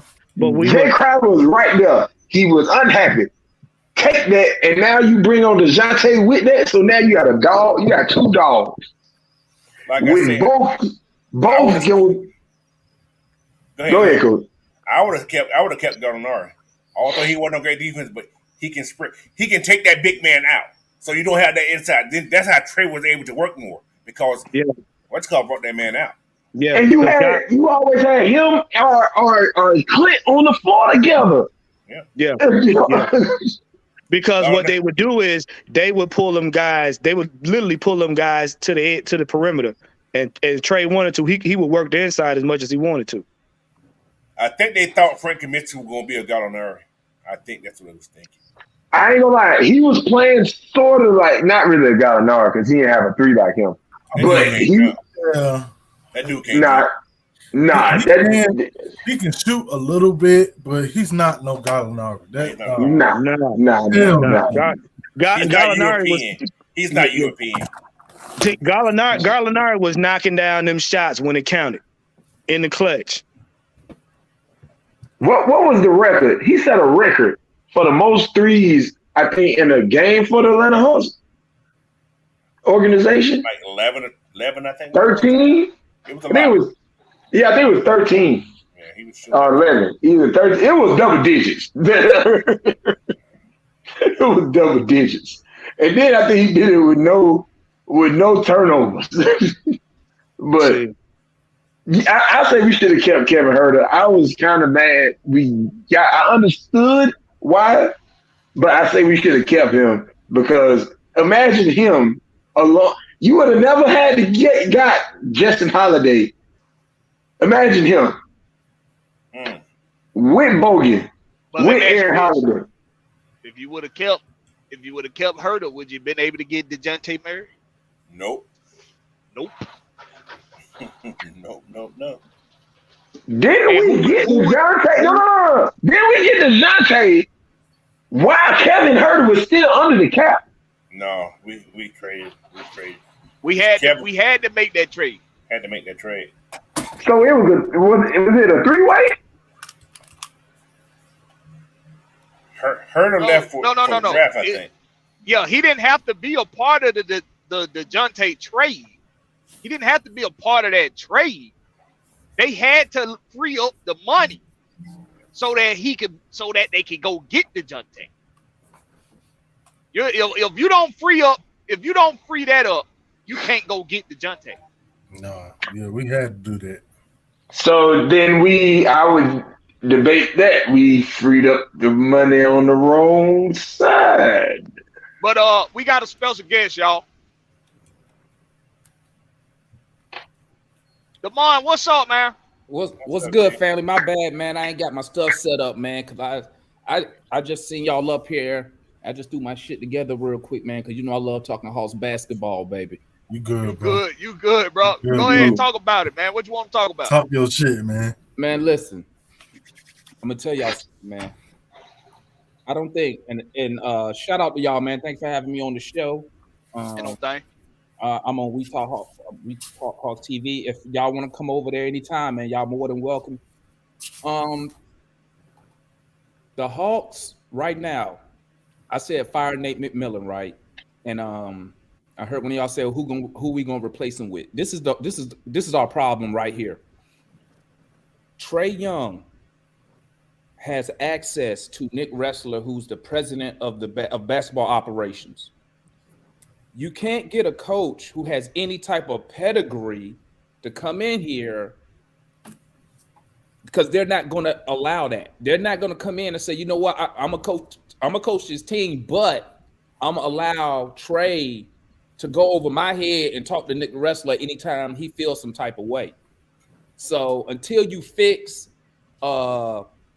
that front office mess that we have going on here, the only coach we're going to get when they get rid of Nate is going to be a yes man. Whatever Trae want, whatever Ressler want, whatever Landry want, he's going to be a yes man. Yes, yes, yes. Trae Young, the reason we struggling right now, guys, I'm going to tell you, and I'm a numbers guy. All you got to do, look at Trae Young's defensive rating for the regular season. Then look at his defensive rating during that 5-game winning streak we was on. He was a 106 during that 5-game winning streak. That's you could call that elite. His regular season defensive rating 118. Bro, during that winning streak, that's how many points? So we go, and people always hear me say this, we go as Trae Young goes. Now let's talk about the offensive side of the ball. Trae Young last year was shooting 48% from the field. He was shooting 38% from three. We can consider 38% from three almost elite level shooting from three. This year, he's shooting low 30s, like 31% from three. And what that does for him is now, since the teams are starting to notice that, and it's consistent. It's not like he's having a bad game here and there. And I'm just talking about shooting from three wise. He's having consistent bad games shooting from three. So now that allows the defense, they don't have to come up on him like they used to. Remember last year, year before that, they used to come pick him up at half court. Yeah, they shrunk the paint. Yep. Now you see the defense, they're not really picking them up at half court, and now they kind of falling back. They daring Trae to shoot that ball now. You know what I'm saying? And it sucks because we need him to hit those threes. And I ain't saying hit it at no crazy, just if you could get up to about 35%, which is about the league average. I think league average might be 33, 35. We will be good offensively. Nate McMillan, guys, if y'all saw all the drama that came off, Nate McMillan don't have no power, bro. I mean, you could watch the game. You see Trae Young. I mean, you can see Trae. I remember one time Trae Young just blew him off straight up. He was calling for a timeout. Trae Young just blew him off, went down there and bricked the layup. You know what I'm saying? And that type of stuff rubs off on the other players. And also this, all good coaches. I don't know y'all guys like y'all coaching background or anything, but if y'all been coaches, y'all already know. All the great coaches say the same thing about their star players. They allow me to coach them. If Trae Young don't respect Nate McMillan, how can Nate McMillan get better as a coach? And how does Trae Young get better as a player. Because guess what? When we get rid of Nate McMillan, guys, they're going to call Trey Young a coach killer because that's going to be two coaches that he didn't get along with. Because you already know he didn't get along with LP. You know, a lot of people didn't get along with LP though. Cam Reddish funked himself. Yep. No. Oh yeah, Cam showed out on LP. And what you said, And now look at him. Both those coaches we have now, LP and Nate, they old school coaches. Right. You see what I'm saying? So Not this AAU style stuff. Yeah, you're right. exactly. Yeah. And I put all this mess, I put it all on one dude, man, Mr. Tony Wrestler. He the reason. He is the sole reason why we in this position. He the one who wanted to keep John Collins. Travis wanted him traded. Travis had a trade lined up. We would have had Harrison Barnes. Right? Harrison Barnes. We would have had Harrison Barnes, but you know what the best part is, guys? We wouldn't be sitting on that John Collins money right now. We wouldn't be sitting on that $25 million we paying him every year. You see what I'm saying? Even, and I only say that. Say Harrison Barnes, you know, he come here and he leave. Okay, cool. But guess what? We got cap space. We ain't paying a dude $25 million to give us 13 points and, you know, all clapping John Collins, doing all that jazz, helping up the other team off the ground. You know what I'm saying? So, I mean, guys, we're in a bad situation, man. And then Travis Link, you know, he didn't want to trade for DeJounte Murray. He said the price was too steep. We gave up, if I'm not mistaken, I think Marquise, three picks. Is it 3 picks and a pick swap? Or was it 2 first-round picks and a pick swap? I think it was 3 first-round picks in total. 1 was a pick swap. But to make a long story short, guys, we don't even control until 2027. We only control 2 of our first-round picks, guys. So I mean, we can't even tank. We can't even blow it up if we wanted to, because our picks are gone. So and you know what's so too. You mentioned this tomorrow as well. Did all that. We're in the same position as last year, basically. Yeah, average. Is that same thing, like man? Is that same thing? And I know everybody want to blame Nate McMillan, but I be telling, I'm like, bro, he don't have no power. Exactly. To control the players. I mean, if the coach don't have no power, you know, I know. Would y'all go in that position? If I was Nick, if I was the owner, and y'all came to me and I said, hey guys, I need y'all to coach the team, but your star player has access to me at all times. You defeat the purpose of the coach, because the coach's whole mainframe is to coach the team. He's supposed to have a certain amount of say-so that he can direct the team, because regardless of who he can speak to, if the players lose respect for him, he loses the locker room. It's a wrap. No matter what he do. Exactly, man. And that's why I was telling them earlier. That's why I was telling them earlier. I was like, the front end is being, since it's in disarray, there ain't gonna be nothing to help. Ain't nothing they can do for Nate, and then they can do for the team till they straighten it up. Yep. And then you know what else, guys? Think about this. Travis Link no longer with us, but he got all his money. We paid him $40 million to leave. And when the owner paid him $40 million to put his son in charge. Crazy, man. Crazy. That's and his son. You know what? I could see if his son was like the assistant GM, but was been following them for years. He has no experience, guys. None. I mean, he might well put us in charge. Yeah. When it comes to basketball operations, you know what I'm saying? Ain't the rest of the front office got little to no experience too? Yeah, and they tried to hire I can't think of his name, another executive, bro. He just pulled his name out the hat and left, bro. He's saying I think it's Chris Grant. Yeah, he said he ain't dealing with it, man. He left. He said I don't want the job here. Well, this is all a result of owner meddling. Yeah. Just like when Arthur used to meddle, and possibly meddle with Deshaun, possibly Juan, possibly. But but I like, yeah. I'm gonna go with what you said, because that sounds very logical. That do. You want to know how stupid our front office is? This is how stupid we are, right? Like, this makes no sense. You got a coach, okay? Yes. Nobody likes his offensive system. He want to quit, but they talk him into staying just so they allegedly can fire him. Allegedly, he wants to quit. Allegedly, yeah, allegedly he wanted to quit. Bro, he don't want to be here, dog. Exactly. I mean, it shows through his actions. Yeah, he don't want to be here, man. That he really don't. We never heard that. We never heard it. Yeah, unless I hear that come out of Nate McMillan's mouth or out of his camp, somebody in his camp mouth. Yeah. It's speculation. It's all speculation. Nate can't come out and say that, bro. Exactly. He can't come out and say that. Hey, I want to quit. He can't do that. Shit, Steve Nash basically said it in an extended form. Hey, with a bunch of other words. When KD said he wanted him gone, Steve Nash knew his days was numbered, dog. And you notice they talked a good game, and then they fired him anyway. So quick question. So why haven't Trey came out and said he wanted him gone? I'm just because Trey, and this is just my opinion. This is just my opinion about Trey, right? Okay. He doesn't want. To me, I think Trey values how the outside world feels about him, like fans and other players and stuff. I don't think he wants that label of being a coach killer, getting coaches fired, going above coaches' heads. I don't think he want that label. Now, I bet I would put money that he told Nick Wrestler, "Hey, man, I'm done with this guy." Just like they told they talked about Lloyd Pierce. And then do y'all remember this summer? What did Nate McMillan have to do? He flew to Trey house this summer. That's how bad that relationship had gotten. You see what I'm saying? So, I mean, guys, the only way I see us to get out of this, right?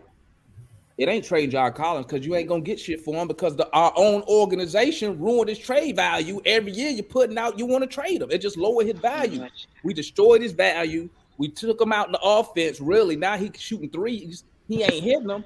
So other teams looking at that contract, they're like, "But I'm not paying him $25 million. I'm looking at these numbers right here. So you ain't getting nothing for John." I think what we need to do, man, and people go get on me about it, but I think we need to go with the young boys. You need to get in JJ, AJ, on they need to get major burn, because we don't have no picks. I mean, we got 2 picks in the next 7 years, and we got 1 pick swap, which we know if San Antonio going to swap with us if we worse than them. We know that's going to happen. Let me respond to that with 2 things. I don't think the Hawks have been putting it out there like we want to trade John Collins. It's business. And anytime somebody's contract year coming up, this is business. They're going to listen to offers. You're going to listen to offers. It's business. You'll be stupid not to listen to offers. Anytime any team got a guy who contract year coming up, unless he got the name of LeBron James, and we know LeBron James control everywhere he want to go. Unless you got a name like a Kevin Durant, who we know he controls everywhere he wants to go. The team is going to listen to the offers. And it depends on where the team is currently in their growth. Are they contenders? Are they on their way to being contenders? Are we in limbo? In our case, do we have the front office in place, which is in dismay right now? So a lot of what you're saying makes sense, but at the same time, we got to think about this on a level of where did it all come from? What's the root of all this? We can look at Trae Young, we can look at Nate McMillan, but really, you said Tony Wrestler earlier, but the fault of Tony Wrestler is that he gave Nick Wrestler more responsibility with the team. That's the problem. You know where else he messed up at? And I know Markeith done heard me say it. I said that run we made to the conference finals was a fluke, right? And I'm gonna tell you something. Tony Wrestler, he drunk the Kool-Aid. That's why we signed John. We gave John Collins all that money, okay? Because remember, before it was around December. We only offered John Collins $90 million, and he turned it down. Right. So when we made that run to the conference final, let me add this. Let me go back. Tony Wrestler calls Travis. It says fire LP. Matter of fact, he did it after an Oklahoma City game. He said fire LP. Travis knew the team wasn't ready because we was under 500 at the time. But he listened to the owner, fires LP. You hire Nate McMillan because he right there already on the staff. So it's not like we did a coaching search. That's how you know it was last minute. It wasn't planned. That's what he just said. You know what, Nate? And remember, Nate didn't even want to take the job at first. Y'all remember that? Yeah. He said he had to talk to his family and talk to Lloyd Pierce. Woo, woo, woo, woo, woo. Right? So then you fast forward. You make that run to the conference final. Travis didn't think we was that good, but Tony Wrestler did. Because remember, guys, just like with Arthur Blank, owners, they only see the bottom line, the money. That's what they see. He saw, hey, look at all this money I just made for these playoff games. That's 3 rounds going to the conference final. 3 rounds at a minimum. What you get? We were the lower seed. At a minimum, he getting 3 home games, 9 home games. Well, we got what? 1, 2. We had 6 home games. Then we played 2 in the East in the conference final. That's extra money for him. That's all he saw. So he the one that told Travis, don't trade Collins. He considered Collins as part of the core. So Travis had no choice but to give Collins what he wanted because the owner wanted to keep him. That's why I blame Tony Wrestler. And then what do we do? And then watch this. This how he a snake, bro. He said he want to compete. What'd he do? Trade Kevin Huerter. He only traded Kevin Huerter because he didn't want to pay the tax. But then you find out, you don't want to pay the tax, but you got to stay under the tax. You got to stay under the tax if you plan on going to get the Jonte. Well, yeah, because he said he had no problem going over the tax, being inside there. He said it out his mouth. And that's why I say the influence to not go over the tax came from Nick Wrestler. Nick Wrestler convinced Tony that we don't need to go over the cap. I'm telling y'all, it ain't Tony that's cheap. It's Nick that's damn cheap. Tony was the mouthpiece of this team. And he didn't have Tony reminded me so much. He reminded me so Tony. But coach, how them good old boys work out? Yeah, them good old boys, them rich white boys, and they rich white daddies. They want that money. How that work out? The son, the daddy don't think the son can do no wrong, and the son is the one trying to figure out how to keep more money in his pocket. Right. Well, I'm gonna tell you this, man. I'm gonna tell you that's this, how them good old boys work. I'm gonna tell you like this. Unless your name Jerry Jones. Figure out something fast, because you know what? Yeah. Guess who coming up on a contract extension after next year? Oh, DeJounte Murray. Exactly. And that's the Atlanta Hawks. We cannot afford to lose this guy. Okay? So that means bro, it'd be just like he may leave with all this turmoil all over again, bro. That's what it'd be. He may just leave. He may just leave. If this ship don't, you already coming on aging Clint Capella. You already and more hurt Clint Capella at that. Then you already you was hoping that Okongwu was gonna be a good 5. He's a good 4. 4. So you gonna have to make up for that 5 from Clint. That's more money. Yep. On top of that, your bitch not there because Bogey's not going to be here to save it from itself. The little that he is able to do. AJ is your best bet off the bench. DeAndre, yes, but I mean after that, who you got? Yo, but Jalen Johnson's not consistent enough. You're doing a lot of hypothetical right now. That's true. Clint Capella's been hurt more and more. Let me tell you what I'm more interested in. I'm more interested in where we can go from here with what we have. and what we could possibly do to add on to bro, it. we ain't going nowhere, dog. But the problem is, and to y'all's point, the problem is when you have this dismay with your front office as a Hawks fan. This is what I'm saying. As a Hawks fan, it ain't doing nothing but pissing me off and turning me off from the team.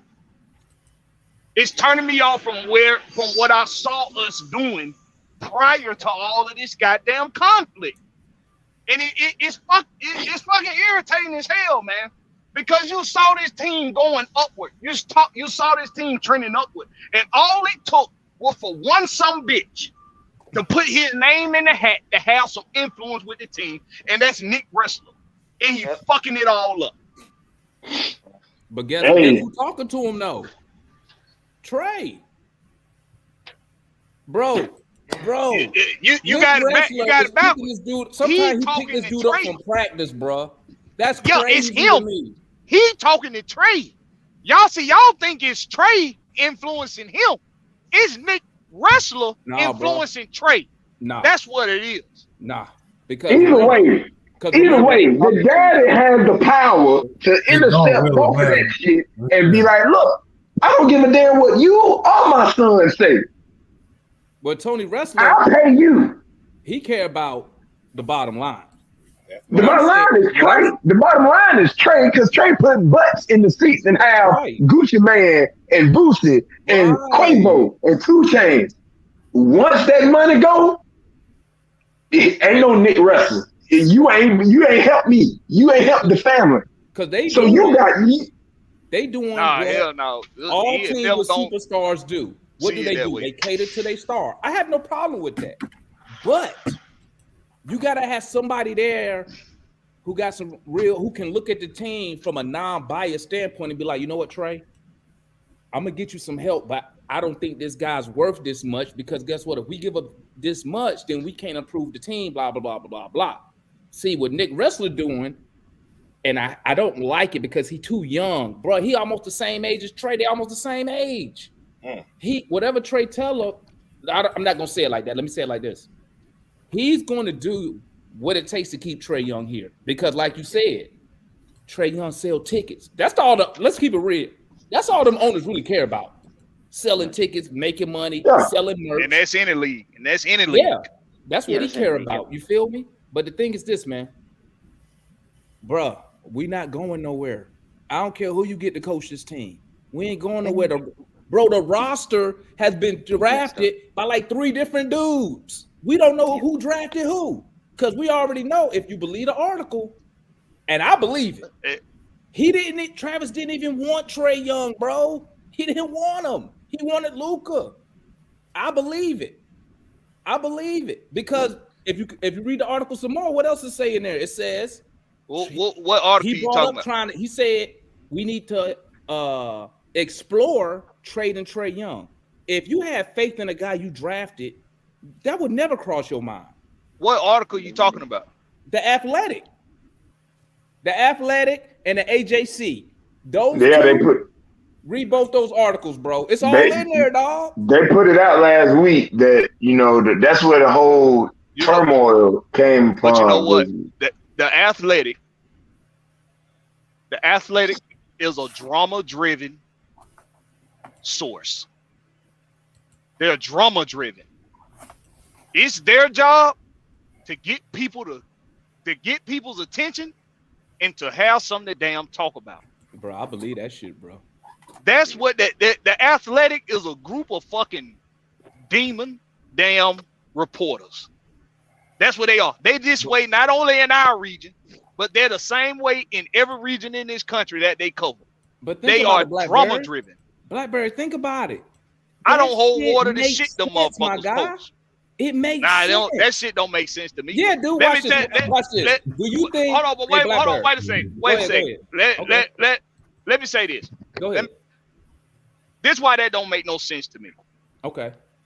And I'm gonna point out some things we done all been talking about. Coach asked the question earlier. Why haven't we heard anything from Trey Young or anybody close to Trey Young about firing Nate McMillan? That's one. 2, Travis Schlenk when I would listen to Travis Schlenk talk about this team when he was the general manager, and when I would listen to Tony Ressler talk about this team when they were the general manager, and this is during Trae Young's tenure here. Mm-hmm. They had nothing but high praises, and they had nothing but positivity and things to say about this team moving forward. The things like saying, we're not going to shy away from making trades. We're not going to shy away from bringing in big names. We're not going to shy away from spending money. If we got to go over the cap, we'll do that. They were saying these things for us to say, for us to hear out of their mouths. What we've been getting since then is from other people's mouths, from other people's pen on paper. We haven't been getting this from Tony Ressler. Nick Ressler is a quiet ass some bitch that's behind the scenes making all these damn crooked ass damn moves, and it's being quiet about. That's a snake. Nick Ressler is the damn snake. Tony's fault is putting him in place. Though, man. Watch this, man. Watch this. Coach, if you was coaching a team, professional team, and you didn't like it, would you go out in public and say anything bad about that organization in public? No, you want to keep getting paid, no? Exactly. They not gonna come out. Watch this, Blackberry. They said they gonna spend this money, right? What money they spent? Bro, we are. Let me find my chart. Over the past, since we drafted Trae Young, we at the bottom of spending money. Okay, the bottom. Thanks. Bottom. I know. He ain't spending no money, bro. I'm trying to tell you that. He would never got rid of Kevin Herter. He would never got rid of my boy. But I just told you why. Bro, I just told you why. Their He tax, said Nick. hey, the Golden State Warriors tax is more than our whole payroll. But I just told you why. Tony Ressler, when he had his vision for where he wanted to go, when he hired Travis Schlenk, is gone. Because for some reason, he thought if he included his son in everything, then things he could make it better. But all his son has done, and this just my opinion, this ain't a credible, I'm not a credible source, but from me piecing these puzzles together after following this team ever since Travis Schlenk came in, is that Nick Ressler has influenced for the worse and not for the better. He's turned this team upside down. But Nick Ressler doing it to please Trae Young, bro. No, he's not. He doing it to please his damn self. I want y'all to think. Hold on, Giselle. I want y'all to think about. I want y'all to think about something. I want y'all to think about something. When you got power, don't you try to keep that power or even get more power? That's what power do, right? Nick Ressler has more power than Trae Young. One, his dad is Tony Ressler. Two, he has more money than Trae Young. And three, he's been in this position, and I mean this class. He's been in this class longer than Trae Young. Trae Young ain't been rich forever. I mean, his daddy made good money, but his daddy wasn't like broke off. He don't have more power than Trae, bro. He got more. How does he not have more? No. One thing is up. The owner always has more power. No, we talking about Trae Young and Nick Ressler. Nick got power. Nick got more power. Let me finish. You know why? You know why he don't have power? You know why he don't have more power? Hold on. Let me finish. If Trae Young say he want to leave right now, this whole fan base and organization will be begging his ass to stay. Let me finish. Go ahead, man. Go ahead. Nick Ressler has more power. Look, y'all gotta say we gotta step outside of basketball. Like you just said, owners only worried about money. They only worried about how much money they can make with the organization. That's what they worried about. You might have one, maybe two owners out the league that actually care about a championship coming to town. All of them care about it because it means more money coming to the organization. But that's really what they care about. You got to step outside of basketball, man. Nick Ressler is in a higher class, has been in a higher class than Trae Young with his daddy longer than Trae Young has been there. The influence ain't just in basketball. The influence is in the wallet. It's in the pocketbook of Tony Wrestler and Nick Wrestler. We talking basketball. What come first? But what come first? Yeah, money does come first, though. The money comes first. What I'm telling you is this, both of you guys are right into a sense. Hey, Blackberry, can we agree on this? The NBA is not like the NFL. The players run the NBA. They run it. They decide where they want to go. Those agents, I'm gonna tell you something else that was in that article. I mean, not in the article, but I had a little source tell me something. Y'all know Trae is signed to Clutch Sports. Okay. Yes. You know what that means. Clutch Sports be meddling. Guess who else was signed to Clutch Sports till they got traded? Anthony Davis. Guess where he got traded to? LA. Oh, guess who just bought a house in LA? Trae Young. Hey, I'm gonna tell y'all guys real quick. Everybody buying property up there because this shit is cheap. Don't get fixed. We gonna be just like the 2000 Hawks, winning 13 games, and they gonna be giving it. Y'all remember when they used to give away free ticket to Hawk games? Free tickets. That's what gonna happen because we're gonna be the worst team in the NBA. We ain't gonna have no picks. Bro, we're gonna be starting from nothing, man. All because I'm gonna say this. I'm gonna get off. I gotta walk this dog. But two things are gonna happen. One, winning is gonna solve this because winning heals all. Yep. And you gotta win in the playoffs, 6 seed or higher, or two. Second thing gonna happen, and it's gonna be a start of a trickle down effect. Lowest man always get fired first. Nathan Miller's gonna get fired. They gonna bring in somebody or have somebody come in and try to shape it up and put good all over it. And if that doesn't work, best believe the shit show will begin in a matter of 2 years. When the DeJounte Murray contract comes up. And that will be the do-all, end-all, tell-all. Yep. And if DeJounte Murray leave, I wouldn't be surprised if Trae asked for a trade up out of there. True. Bingo. Like I said, shit show gonna start. I see y'all boys. Salute y'all, man. I'm about to be out. Appreciate y'all, Coach. I didn't get y'all names, man. Anytime, man. I didn't get y'all name. I know Blackberry. Obviously, I know that's Coach. I didn't get the other 2 guys' name.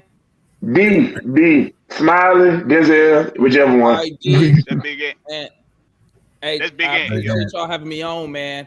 I love talking about basketball. Ain't no thing, man. Anytime.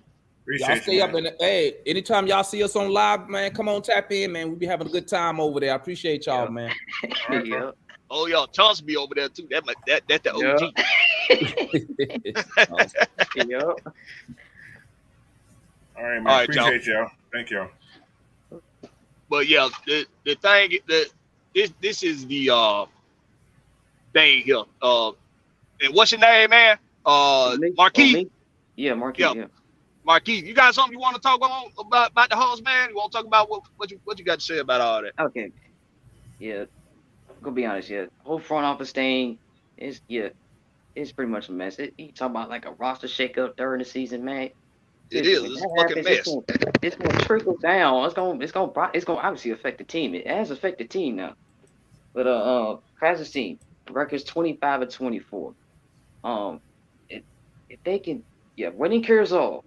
So if they can actually get a winning streak going, they can be 6 seed right now. If they get a winning streak going, I am telling you right now, they're like what, a game and a half behind what? Miami, then New York was like a game away from there. And then what, Cleveland's not surprisingly not that far away. So I mean, like seriously, if they can just get a win streak going, they can get back into the top 6. Because I think they get to that top 6. Hey, all bets off. We'll see what they can do in the postseason. If they in the play-in scenario, I'm gonna be scared. Because seriously, the inconsistency could pop up in the play-in, and that's where you're gonna be probably going on. Yeah, that one game. So I hope that this team, they need to make some moves if they want to actually get to that 6 seed. They need to make some moves. So hey, Marquis, And Marquis, that's why I said some shows ago on here. If we can put together 4, 5, 6 wins at a time before we put in a loss, and we've done that so good. We done that recently. We done that recently. Yeah. If we can continue that, then we'll find ourselves in the playoffs around the 6th seed, somewhere up in the 6th seed, in the top 6. We'll find it because we done squandered away so much of the season. As long as we put together 4 to 6 wins at a time before a loss gets thrown in there, we'll find ourselves in the top 6, and then we can feel better about our chances, right? Yeah. But like you were saying, and I'm gonna take it to coach with this, we have to add another piece to this bench, in my opinion. Mm-hmm. If we do that, 7-footer, man, I'm calling. We got to have one. That kills us because we got a 7-footer who can't jump a half inch off the ground. No, that 7-footer is offensive player. There ain't no defensive player. He ain't that either though. Yeah, I know. Yeah, I know. 7-footer can play some good defense and can rebound. Please rebound. Get whipped on the balls every single dang on night. That is ridiculous. Yeah. I don't even think it's that. I don't even think it's that we're missing. That forward spot. I think that forward spot at the is also could be a concerning factor on coming off the bench as well, because I know, man, last 2 games DeAndre Hunter's been out with the illness. I don't know why Nick McMillan keep having Bogey out there, man. You know he got them bad knees, man. Put AJ Griffin in that starting lineup. He could actually be better defensively and offensively. I mean, at the same time, get the young. I'm not opposed to that. I'm not opposed to that because I like Bogey coming off the bench more than I do him in the starting line. I do too. Yeah. I think we all remember that too. He gave you nothing. What was that yesterday? He gave you nothing in starting the game. Yeah. And they said not at the start. He didn't start giving you something until the rotation started. Yep. Yeah. When they started rotating around that second, like mid-second quarter, that's when he started giving you some, when he was in there with the second unit guys. Mm-hmm. And then I could say as well the rotations. I mean, like the bench, you only use like what 3 to 4 guys at most. I'm like, you got like at least 2 or 3 players sitting on the bench everything all night long. I mean, if you traded for one of these dudes, you trade for one of these dudes, he's been sitting on the bench for most nights, the whole night long, unless for garbage time. Trade up, you got him from Oklahoma City. Dude's like what? I know he's 6'8", like 195, but he can still play. He's on your team for a reason. You got that length. Krejci. He can play the four. Yes. We traded him for what? Getting under the salary cap. That was another move. I'm like, why not he play a couple nights, especially when you don't have Hunter? Jeez. And then something that the young man was talking about earlier about the Hawks' downfall this year. Injuries killed us. Yes. Once those injuries kicked in, this team just started getting very complacent. They lost their luster. You know what I'm saying? They just got weaker for some reason. Like, okay, every time you turn around, someone was injured. John went down first, I think. Yeah, John went down first, I think. Then Andre went down. Then Capella went down twice already this year. So those injuries can kill you, man. Trade, miss some time. A lot of people miss time. So that's gonna ruin your team, no matter what you look at. Yeah. Especially you don't have a deep bench. Last year they could have overcame these injuries better than they did this year. Right. The bench. And that's what Denzel was saying. Yeah. So I'm just wondering who's out there that this Hawks team can go after. I'm just thinking. A lot of people. We can go after. I mean, like I'm thinking because it's a team that's like rebuild mode that's gonna have some pieces out there. One team that came to mind was actually Charlotte for some reason. They got some pieces over there. I don't know if it's gonna fit for the Hawks. But you know what? They got some. You know what? Something like that. I don't know. Go back and watch some of these shows, the Rex Pit, man. We've been saying we've been saying this all season long. All season long, bro. You don't even have to go shopping in somebody else's roster. It's guys in the free agency right now. Oh my gosh, that ain't doing nothing. You're not even that'll cost you next to nothing. Oh, Bruh. man, get him wrong. You probably If get you it for a ham just go sandwich. get him. Bruh, bet minimum for both of them. All three of them. For all three of them. I'm just. Oh yeah, which y'all think? Not just think about it. Speaking of free agency, y'all think Carmelo Anthony can fit on this roster or something like that? I know he can't. I know he really can't defend, but he does got that post game. You got Dwight. You got DeMarcus that Cousins. You got Hassan Whiteside. So, you talking about bigs? Oh, I was Big. thinking, We need big. We need Okay, one we big. we need Yeah. assist. Okay. Yeah. Oh We yeah. need a big. Yeah. I don't know if Cousins gonna be coming to Atlanta. That's for sure. I don't know if that's gonna happen. He'll come Whiteside. anywhere. Somebody give him a call and say, "We got some money for you to come stand in the damn paint and defend." You know what's up? We did that earlier. We did that with And Derek. Cousins got a good Yeah, no offense. playing He time. has good moves down there too. He can play. And he can defend though, and he can bop, and he can rebound. Now that's all we love to have at the center. I mean, she's I don't know why Whiteside don't got that type of offense impact, but he's a really good shot blocker, like ridiculously good. That's what we need. And then Yeah. We need some type of presence down there. like that. And he'll foul the hell out if you want him to foul. I know. and then like once all season hits, man, you can draft one. Like draft the center, draft the young. We ain't got no draft shit. We can't draft nobody. No. Actually, I'm saying after this season, I think they got a first round pick this season.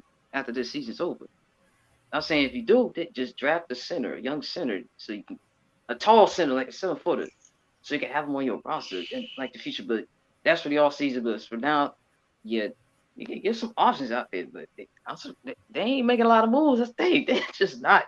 So it's just is the center spot most importantly. I would maybe say the backup point guard spot, maybe. I think what's called doing a great job as a backup point guard. Oh yeah, his defense is on point. I think Is he's Aaron doing a great Holiday? job. Yeah, Holiday's doing a great job. Okay. He on the defensive end, he's very solid. Really solid, yeah. He's very solid, and we don't have to run the offense through him. Right. So really, what we just need him to do is do what he's been doing, and that's play sticky defense. That's what we need from him. Yeah. But it's going to be a shot. I think we can all agree that moves have to be made, and yes, I think it's obvious that some front office issues are what's getting in the way of these moves being made. And it's irritating to watch. All you can do as a fan is hope that the gameplay continues to be persistent with some wins. And we can look at all this that we talking about now with the front office drama. We can look at this come playoff time and say, okay, let's put that behind us for now, and let's focus on winning on competing for a championship. But moves have to be made. Agreed there. I think that is obvious. Let me answer this question right here. We got players on that bench that we can get rid of that we're not even using. Yeah. Oh yeah. So that's not a problem. Yeah. Just that. Is the front office gonna make that move and get the right player back? That's the thing. I mean, that's the thing. Do they got the balls to make that decision? That's the question. Oh, yeah. Do they got the balls? Oh yeah, they want to ask you at least two other things. You already touched on the latest coaching hire earlier today, right? You already touched on that. Frank Carolina Wright, did. Carolina. You talking about for the Falcons? Yeah, I'm gonna say this. If we get Steve Wilks, I'm about to be happy. I'll be like, thank you, Carolina, for screwing this up. Because they should. I'm gonna be honest. They should have kept him.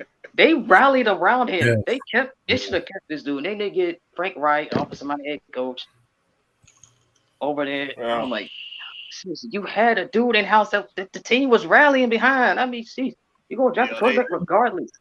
They pissed away off. Keep doing it, man. That owner, man, his impatience is gonna ruin that franchise. Look, they don't know what the hell they doing. Look at what they've done the past 3 or 4 years, bringing in quarterbacks every fucking offseason. That should tell you they don't know what the hell they want to do. And in the middle of the season. Facts. Like, come on, bro. I know the thing about it is they have a good defense. The defense is really good. It's ridiculous. It's a dumpster fire organization, and Yes. And people just need to recognize that. And you really look at the team, like you said, for that defense to be as good as it is, and for them to have a comparable running game like they've had, you feel bad for the players because the damn organization is a dumpster fire. Mm-hmm. The owner impatient, man. His impatience is gonna ruin that franchise now. It's gonna ruin it. Very impatient. But yeah, I think we'd all having Steve Wilks. I don't think nobody will be mad at that now. Not at I'll all. be happy. I'd be like, thank you, Carolina, because now we have this dude that y'all should have kept. Thank you. And I just also now I just think about two other things. Just gonna add an extra one. Both in NBA. One about LeBron and one about Dame last night. We'll get to Dame. Did y'all see either watch the game or watch the highlights of Portland against Utah yesterday? I did.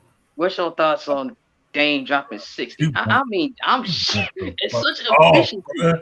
It's shocking. It was impressive. It was like what, 21 to 27? He shot a lot. They couldn't stop him at all, bro. Whether he went to the basket or he shot the three, they couldn't stop him at all, bro. Like, it was funny. That Dame Dollar. Dame what Dollar. he do? Hey, one of my favorite players in NBA, man. Right there in Portland, man. If only he got the hell out of damn Portland. That's part of got the hell out of there. He could have had a ring by now. Hey, I tell you right now, due to that, I blame last regime. I blame why he's still there for that. He works with Nike. Oh. And he don't pay sales tax on anything. Eureka. Sales tax on nothing. Nothing. It's all about that money, y'all. It's about that money. It's all about that dollar bill, y'all. His dollar bill is stretching Portland. Yeah, but yeah, that game was amazing. And also, what LeBron's doing in LA, that's also insane as well. I mean, dang, you score 40 points at least against everything you're facing your careers for. Do that? Oh my gosh! Y'all still lose, and still lose.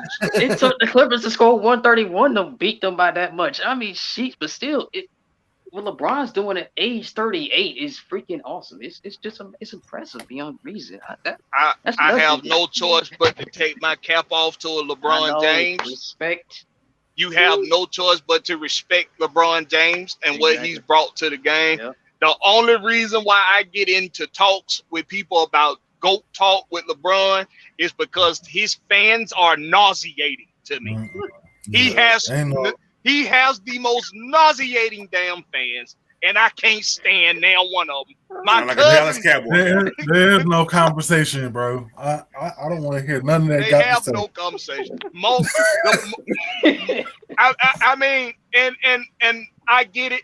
You know, the dude is phenomenal. He's a generational talent like none other.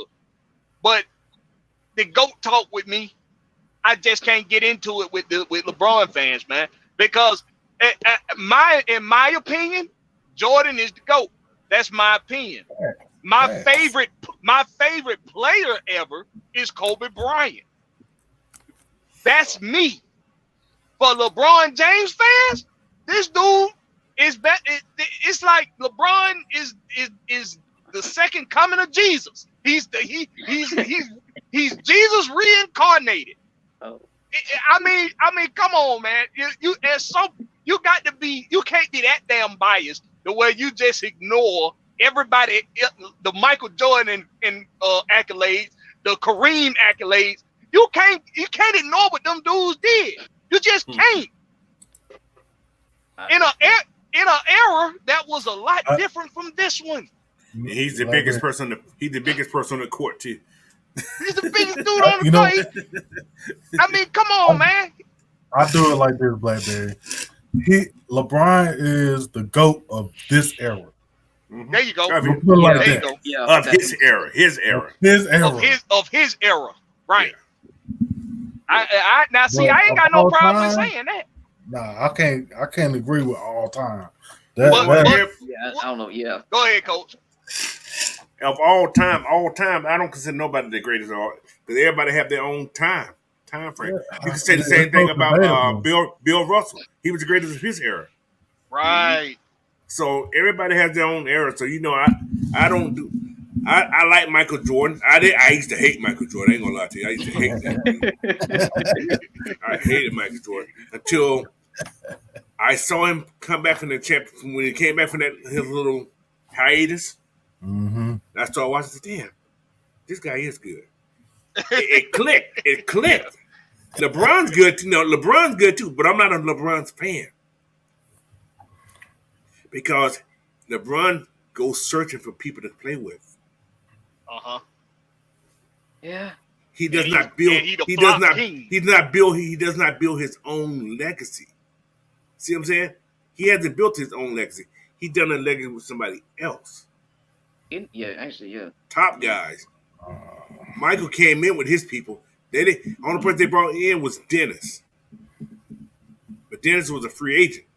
He didn't go out and say, I want Dennis. He hated Dennis. He didn't want Dennis. But he made it work. Oh, okay. See what I'm saying? Yeah. So it's a different thing. Kobe just Kobe. You can't fault Kobe for that. Kobe. See, Blackberry. See what you started. You can't say nothing bad about Kobe Bryant. Exactly. Hey, whole career, one franchise, couple championships. Hey, I got nothing else to praise me for him. Yep. Now, see, I don't call. Now, see the difference. But I love Kobe Bryant, man. Love me some Kobe Bryant. Can't nobody say nothing bad about the black mamba to me. I will cuss your ass out. but I don't. I never consider him the greatest of all time. I never consider him the GOAT. Now, like Coach just said, the GOAT of his era, but I never consider him the GOAT. I had an opportunity to watch Michael Jordan at a young age. My daddy put it on every single time the guy played. He had it on the damn TV. I didn't have no choice but to watch. I knew more about Michael Jordan than I did Barney the big purple damn dinosaur. I knew more about Michael Jordan than anything. So, we'll go all night with that. That's for another show. I gotta go to bed. Oh, y'all got me tired. He's trying to take us down the rabbit hole, bro. Yeah, I start talking about that. I be talking all that. I can't do it. But we gonna go ahead and start wrapping this thing up, man. All right. Go ahead, Marquis. Give your last takes, man. Final words, all right. I'm looking at it right now. Looking to see these scores. 4 games just ended out of 6, and 3 of them were upsets. I gotta be shocked, man. Knicks won in overtime against Boston in Boston. Detroit surprisingly won against Brooklyn in Brooklyn. And Charlotte blew the doors out for Chicago. That makes no sense. Yeah. None of those outcomes make no sense. I mean, seriously. None of them don't. I mean, like, if Boston would have beat New York, I'm like, okay, I'm happy for the rest of the night. That helps the Hawks. It helps too. We get closer. But dang, man, the Knicks somehow keep winning. But there's that. And then also, I'm gonna go to college basketball quick. If you haven't seen college basketball at all, 2 teams that's been the most impressive the entire year: College of Charleston and Florida Atlantic. College of Charleston has won 20 straight games. Damn. 20 straight. Florida Atlantic has just won tonight. They won their 18th straight game tonight. That's a lot. Both teams have 1 loss each. Charleston is 21-1 from the Colonial Athletic Association. They're ranked 18th. Damn, that's kind of high. Florida Atlantic is 19. I think they're 19-1 or 20-1, and they're ranked 21st. I'm telling you right now, they both should be ranked higher. You talking about 2 small schools balling out like that? You can't tell me no other team's doing better than them. I'm sorry. I'm sorry. Hey, it doesn't matter where you rank that. It don't matter until you get in that tournament. Watch the right around the corner. And I can't watch right around the corner. And one thing I liked about Connecticut, Connecticut, about UConn, it didn't matter where they was ranked at. They won any championship they done won. Yep. Then nobody expect them to win it. Hey, another thing about March Madness, man, you gotta love every team from every conference. You get a team from every conference in the tournament. Love to see that. Always love to see different teams from different conferences, man. Just love to see it. Blackbeard, Can I Go comment ahead. on this? Can I comment on what Wallace Smith said? He said it ain't his fault. Y'all remember when Chris Paul tried to go to L.A.? Uh-huh. When Kobe then was probably ran about 3 or 4 more championships for that? Yep. They stopped that move. It was going on. They didn't stop LeBron move the next year. So that's why I don't consider him the greatest. Because of that. Yeah. When Kobe tried to do it, they said, "Oh man, they cheated." No, it's the same thing. So that's why I don't consider LeBron the greatest. He's great for his time, but he ain't the greatest of all time. How's that? Okay. Anyway, Coach Unchained, man. Find me on YouTube, on my channel, Twitter, and Instagram, Coach Unchained. Also, you want to email about anything, go to CoachUnchained@hotmail.com. You can find me there. All right? Peace. Get to him, man. Man. Hey. The greatest. Man. Look, before I get my outro, I'm gonna just say, look, we right there, man. Like, I just want, a Hawks fan just to, just calm down just a little bit. Just reel it in just a little bit. I mean, we don't have to jump off the deep end for everything. Mm-hmm. Look, Twitter, Facebook, all of it. We all jumping off the deep end for nothing. Just calm down. As long as we, like Blackberry says, string together some wins along with 1 or 2 losses, we good. Yeah. Yep, and we're right in the 6th seed. Yep. We're right there. Right there. We're right there. But y'all can find me on Twitter, Facebook, Instagram, TikTok. Just look up Big Ant. That's all you got to do. See him when you see him. Just look up Big Ant. Big Ant. But y'all know what it is, man. It's the home team, baby. Y'all know what time it is. This the Rex Pit. We appreciate y'all tuning in. As usual, tune in every single Thursday, 8 p.m. Eastern Daylight Time. Y'all can check us out on my channel, Blackberry Rex, is coming down the bottom of your screen right there. That's Blackberry, no C, just the K. Do not spell the fruit. You will not find me. Okay? If you spell the fruit, you will not find me. Ain't no fruit over here. Okay? That's Blackberry Rex, no C, just the K. Now, as usual, y'all make it do what it do. Hit that like button, hit that subscribe button, and we'll appreciate y'all tuning in. God bless. Keep God first.